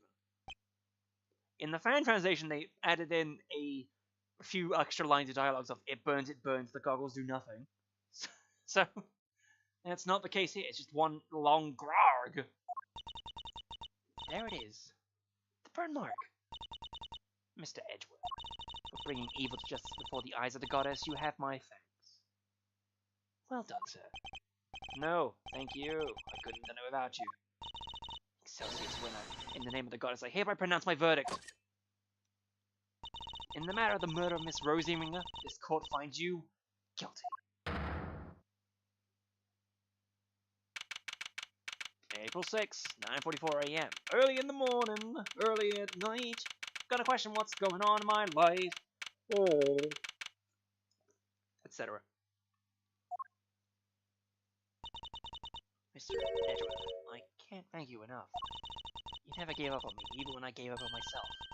That was very kind of you. There's no need to thank me. As a prosecutor, tap tap. No, as a friend, it was the least I could do. Mr. Edgeworth, rejoice. I've learned the chairman has been safely left in deficit. The search for the missing auction hammer continues. However, we are talking about the chairman here, so it's highly likely that it's already been destroyed. In addition, there is only one other matter as a whole. The chairman made a rather strange statement. According to him, the letters were not part of his plan. What? How could that be? He claims that he and Miss Needler found this letter on Miss Ringer's person. And then they found a second letter on Kay's unconscious body. From their contents, the letters seemed to warrants of correspondence. So he led to the conclusion that they must have been working with each other. That's quite the conclusion to jump to. As he read the letters, that's when he came up with the idea that the frame was buried in this room. So he decided to place the pictures in a very conspicuous place. Namely, in her left chest pocket. Sounds to me like he's just trying to make excuses for himself. Yes, I guess that's what you're saying. Perhaps it was some sort of last-ditch ploy to his part. But it matters not. He will answer to the gods. and under scrutiny, such strategies cannot hope to succeed. You will not escape justice. And with that, one of the duties with which I have been entrusted with is completed last. Judge Cavell, before you go, can you tell us what you know about how Chairman Winner came to murder Miss Ringer? There's more there, isn't there? Yes, I suppose you have earned the right to the whole truth. Miss Ringer once had a lover, a press photographer. He was investigating underground auctions as a freelance journalist. But before he could uncover the truth behind the auctions, he was disappeared. That's awkward wording, but it gets the point across. All Miss Ringer was left with were the memories and personal effects of her lover. And so, seeking revenge on Chairman Winner, she made her appearance at the auctions. Unfortunately for her, her opponent struck first. I see. So that's the story behind this case. While the goddess does not condone acts of wanton vengeance, Miss Ringer's actions have exposed Chairman Winner's crimes at last. So that was your real goal. You were tasked with exposing Excelsior Slayer and the corruption of the heart of the committee. Does anyone know what happened to Mr. Winner? I'm afraid I haven't been able to get in touch with him. Do you have any idea why? Probably because I wasn't there for him just now when he needed me most. Oh, I really feel bad for him. Not pitying him too much. At least he knows the truth now. And no matter how hard it might be, he'll need to learn to accept it. If he can't, he'll never be able to move on with his life. Lord knows I have to do that anyway myself. Trust me. Carver's influence isn't easily erased, but in time he can hopefully try and change his ways. You're right. You've got to be. Can I change too, I wonder? Can I move on with my life? Are you okay, Kay? How's the head feeling? I'm fine. Thank you? I'm so sorry, Kay. You're my patient. I had a responsibility to you, and instead let them accuse you of— Yow! Dang right, and I ain't just in the business of fixing bodies, you see. And that's where it all begins. You're right, Grandma. Speaking of which, how's your memory? It's like, with a little more time, maybe I'll be able to do this more. Please forgive me, but I had better be on my way. I am the presider of the trial of Fifi Lagarde in a bit. The Bronco Knight case, huh? Who's the defense attorney? It was supposed to be Miss Ringer, but she's no with us, I suppose. We're still in the process of finding her replacement. Miss Ringer was scheduled to represent Warden Lagarde. And of course, until we find Eustace, there is no way to get animal prosecution either. In any case, I must take my leave. Ah, wait, please! What about Mr. Retro's badge? What's going to happen to it now? With its chairman under arrest, the committee's activities have been suspended for the time being. So to answer your question, it's complicated. It's all up to the goddess now. What? Don't worry about it, Kay. It's a consequence of my own making. And I assume you don't mean to change your mind? Of course not. I chose a path of the truth, and I chose it willingly. But Chairman Winner out of the picture, justice is in the hands of the righteous once more. If you did wish to follow the path of the Prosecutor again, Mr. Redwood, I would be more than happy to facilitate justice in such a decision. Too British. I would be more than happy to facilitate justice in such a decision. It's very kind of you to offer, but I can't seem to help at this time. And ask for my badge back when I'm not even sure if I want it anymore. I see. Seems we are destined to continue on different paths now. Well, I trust to keep my badge safe until they converge again. That's all I have. In the meantime, I have here a token of Goddess's mercy. You may return this notebook to its rightful owner. Case promise notebook. It seems it was due to be sold in the auction. Whoopsies. And with the name K written on its cover, Chairman Winner made a connection immediately and knew who it belonged to. It was the same name as the one in the letters, after all. The letters he claimed to know nothing about. I suppose he insisted he didn't prepare them. Oh, jeez, pardon me. Yes, he also had something else to say. Apparently, he thought that Miss Faraday was after her notebook, and that Miss Springer was after his life. And that their respective goals are what led them to cooperate and infiltrate the auction together. Unfortunately for him, he misread the situation completely. It was all just happenstance. Kay had known a defense attorney who also was a member of the committee, there's no way she wouldn't have told me. It just isn't like her. Your belief in her is touching. While the notebook did become part of the Chairman Winner's cover-up scheme, it is also a treasured possession of Miss Faraday's, which is why I would like for her to have it back, as I am sure with the goddess. Thank you. I pray that it helps her recover her lost memories. Toodle pip. I'm finally off now. Is everything alright?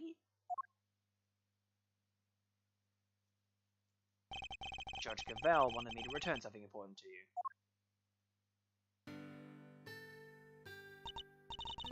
Let's just bask in this picture for a moment. Just a moment. Give me time to drink, I suppose. And also let the music play out. Isn't that?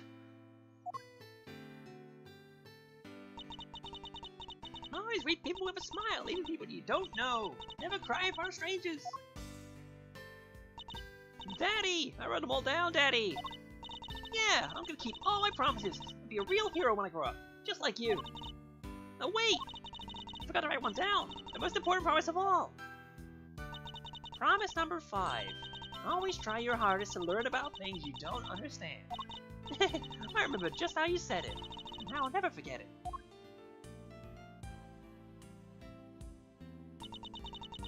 Always try your hardest to learn about things you don't understand. That's right. I have to try.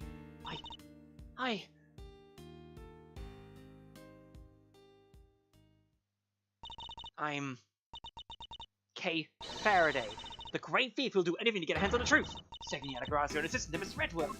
Kay, is that really you? Can't say I'm not a little bit embarrassed, but yeah, I'm back. And I couldn't have done it without you, Mr. Redwood. You never stopped helping me, even when I was totally lost and I couldn't remember anything. Thank goodness. You certainly seem to be back. Kay, so this is the real you, huh? Oh, welcome back. It's so good to know you better. I can see Beezy now. Now that you found it, don't you dare go losing that memory of yours again, young lady, you hear? It's very delicate when it comes to me. Miss Needler, those the hurts. Thanks a lot for looking after me. And if you really are better, how about you get out of them dang hospital drugs? Oh yeah, I washed all your clothes for you. Here. I thought they were with Detective Gumshoe. He handed them over to us as soon as they came back from forensics. Did he happen to mention if forensics found anything of note? I didn't ask? Anyway, never mind that now. Put them on, Kay. I want to see. Wait, what about her bandages? Surely it's too soon. No, it's probably fine. She may have taken a big old bump to the head, but she wasn't really hurt otherwise. Why all the bandages in the first place? Prevention's better than cure. A stitch in time pays 9. Those steal my mottos. Which sounds painfully annoying practices for your patients. Okay, Kay. Transformation time. Play the Tomodachi Life. Transformation music. Yeah, now that's what I'm talking about. It's like a stolen glove. And that smile suits you better, too. As it always did. Thanks to you too, Miss Von Karma. I'm so glad you showed up when you did. I simply came when Scruffy asked me to. I'm sure he'll be very happy to see that you're back to your old self, too. Well, speaking of Gummy, where is he? Who knows? Perhaps the veil of his devotion ran dry when a certain someone threw away his badge. Active Gumshoe. Anyway, I have to be going, and I'll be taking those two with me. Wait, what's gonna happen to them? Acting as an accomplice in a murder and forging an autopsy report 18 years ago, their crimes can't be allowed to go unpunished. But the fact that Associates Venner coerced them into cooperating will, of course, be taken into account. Don't you worry about us, Kay.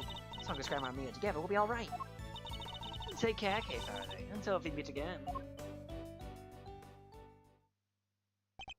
So, okay. I know you only just got your memory back, but I need to ask you some questions. Sure, ask away! What happened the day you left Shinra? What were you doing? Let's see. Somebody asked me to meet them at Gordon Lake. But I didn't know who it was. So there I was just looking up at the moon when somebody in a red raincoat started walking towards me. They must have drugged me somehow, because that's when I fell unconscious. What? I'm not sure I followed. It was at Gordon Lake, looking up at the moon. Anyway, when I came to, I was on the roof of this building. I was in a daze and stumbled around up there until I saw the person in their raincoat again. They were lying on the ground. I was so surprised I stumbled backwards. And then I was falling, and everything went dark. When I came to the second time, I couldn't remember anything. The person in the red raincoat. Who in the world were they? I'm sure they were walking in midair. Ah! Thinking about it makes my head hurt. Just breathe, Kay. You only just got your memory back. You're still confused. I imagine the root cause of your confusion is your memories of two different... The name on the promise notebook. You're Burn Faraday, my friend. I imagine things are all mixed up in your mind because you were at Gordon Lake one minute and then at the top of the big building the next. And because you saw the moon in both locations, your mind blended your memories together. Huh? Those are two totally different places! I know I was pretty out of it, but I don't think I could have gotten confused with that easily. I believe these things on the roof may have made you more likely to become confused. The tree. Take that! There are two key similarities between the scene down by Golden Lake and here on top of the big building. Cherry blossoms and food stands. Wait, you're right!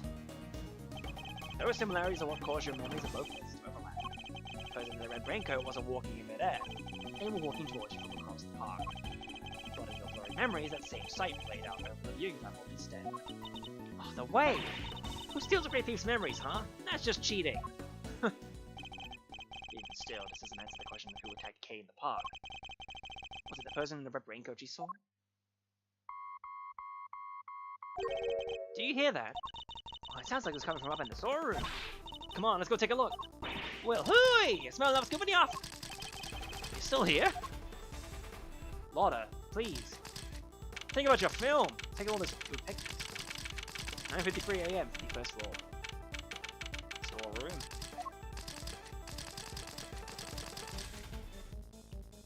Taking enough pictures of the Alfred section, haven't you? It's coming from this little gadget here, Mr. Redwood. Yeah. Trying to see that. I feel like I've seen it somewhere before. It's still going! Good with technology. Come on, you have to pick up. Fine, I'll do it. Hey, this is Edgeworth. Okay, if you could refrain from answering strange calls. Mr. Edgeworth, I presume. Oh, I know that voice. Shuddy the Killer. Congratulations on another case solved. Yes, I can't truly say it's been fully resolved, can you?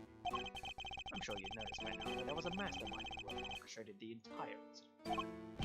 Ugh! How do you even know this case?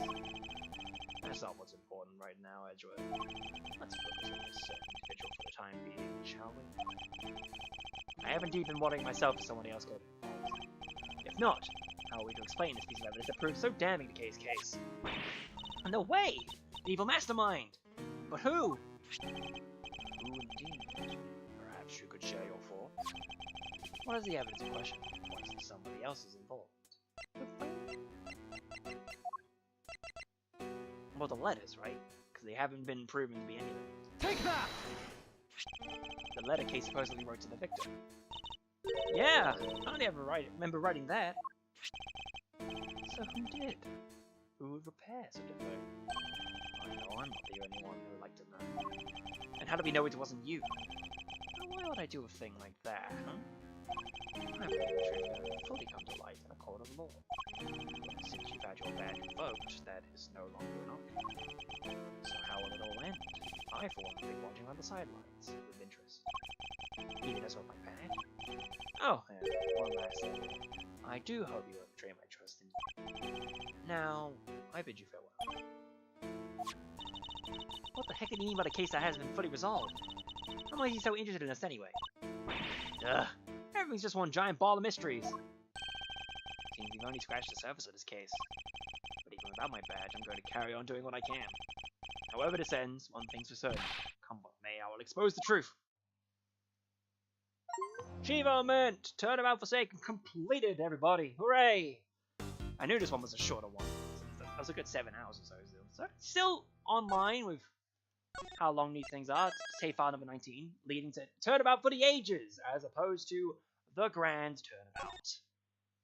Interesting name, interesting title. So fill out that one for Kay. Look! That K's been there. I didn't even realize. How did I not pay attention to the fact that there's like faint images of actual characters right between these? That's silly. How did I not know that? I'm dumb. Entirely. Because all that's left is Turnabout for the ages. We could at least look briefly at the intro for this one. We might as well. We did it for the past two cases. And in case there's anything slightly different, I think there is. But we can have a look. The stream is a shorter one anyway. Turnabout for the ages. This one is a damn fine case, don't you worry. Crunch. Crunch. Crunch. Crinch. The Grinch. Whoa, mama.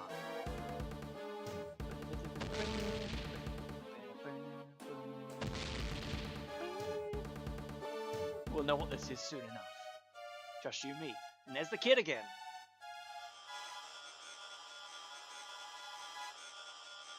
What's he even doing? His horns light up, that's one thing.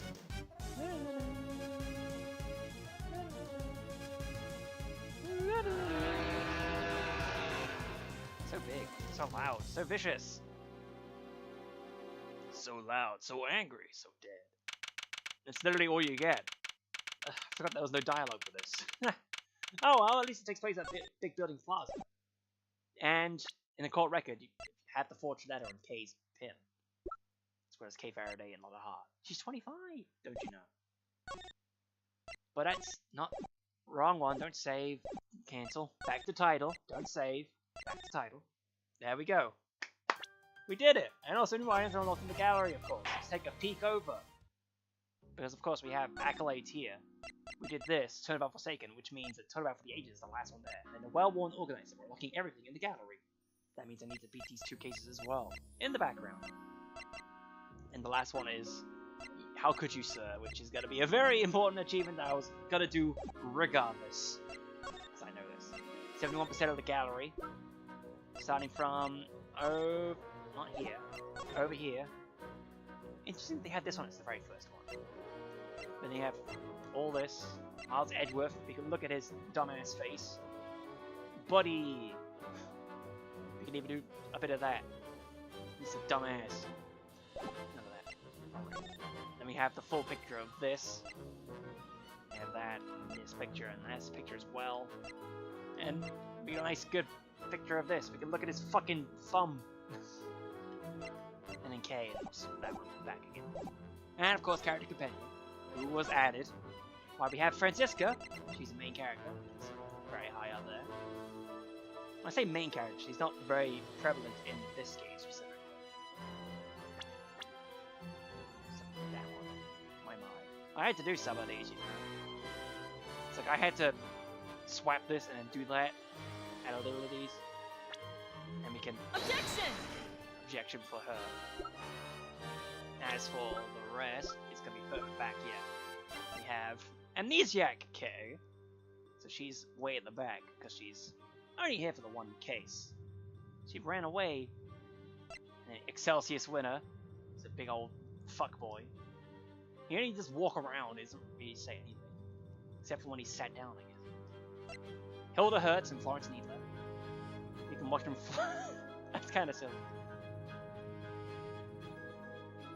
False rights, and neither on our own. Yeah, Hilda Hertz. I'm easily entertained. Then we have Emma Sky as well, who's like very much got a lot of sprites because of being an investigative assistant here. We don't get any Hilda Hertz on our own. We just have Hilda Hertz and Florence Needler. Does that make sense? You can watch the entire breakdown. Pwef. It's so silly looking. Objection! We get to look at this every time you want. And that too. The goggles, they do nothing. She's so happy there. And then there's nothing else over here. Alright. 45 out of 58 characters. So that means you're like Edgeworth, Gumshoe, Actual K, and then the rest of the shenaniganery, as well as characters from the third or the fifth case left to unlock. So that is the summary of that case. We did it, fellas. That's 4 cases down, just 1 left to go. And maybe it'll be get done during this October? I don't know. I did think in the background that perhaps, given how things have been going and how I'm crazy enough. Given things in the background and how much I've not been able to do drawing and all that, given that this thumbnail is a temporary one, I don't know if I wanted to bring it down to like 1 stream a week instead of doing the 2 on the Friday and the Monday. You know, this one was delayed quite a bit to Wednesday, and I don't think I'll have enough time to draw the entirety of the next thumbnail ready in time for the next stream. I don't know, but we'll see. It's entirely possible I can still do that. It'll be just fine. But yeah, that about covers it for this stream. Wrapped up with Turnabout Forsaken, and now we'll be heading into the final case of the game by the time we come back. Stream number 8. And that means I'll have to draw a couple more streams. I don't know if it'll be another 2 streams. I'm almost certain it might just be 3 to wrap it up. We'll have to see, because truly it is like up in the air what is going to be the case for how long these streams will end up being. For at least the last case. The last one's quite a while to go through. So, thank you very much for tuning in, everybody. Once again, you can check out the playlist of all the streams in the description below. I'll be updating this as soon as I can. Timestamps will be to come. I know that I haven't done the award yet. Again, so why there hasn't been a finished thumbnail for this one yet. Now, by the time the future comes around, there will be a finished thumbnail for this. And I'll keep an eye. I've kept a hold of the temporary thumbnails as well. I technically had a temporary thumbnail ready for the Francisca version, but then I finished that before that stream even happened, regardless. So that's convenient.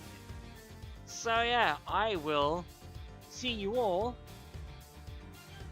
Now that I think about it, maybe the best finale would just be having all of them together, if I don't have enough ready. I don't know, man. I'll have to think about it. See you in the next stream, wherever that may be. And then once we're finished with all this Investigations 2 garbage, maybe we'll actually start playing some other games that don't necessarily need to catch all streams from the beginning to get real into. So, I will see you then. I hope you enjoyed this one.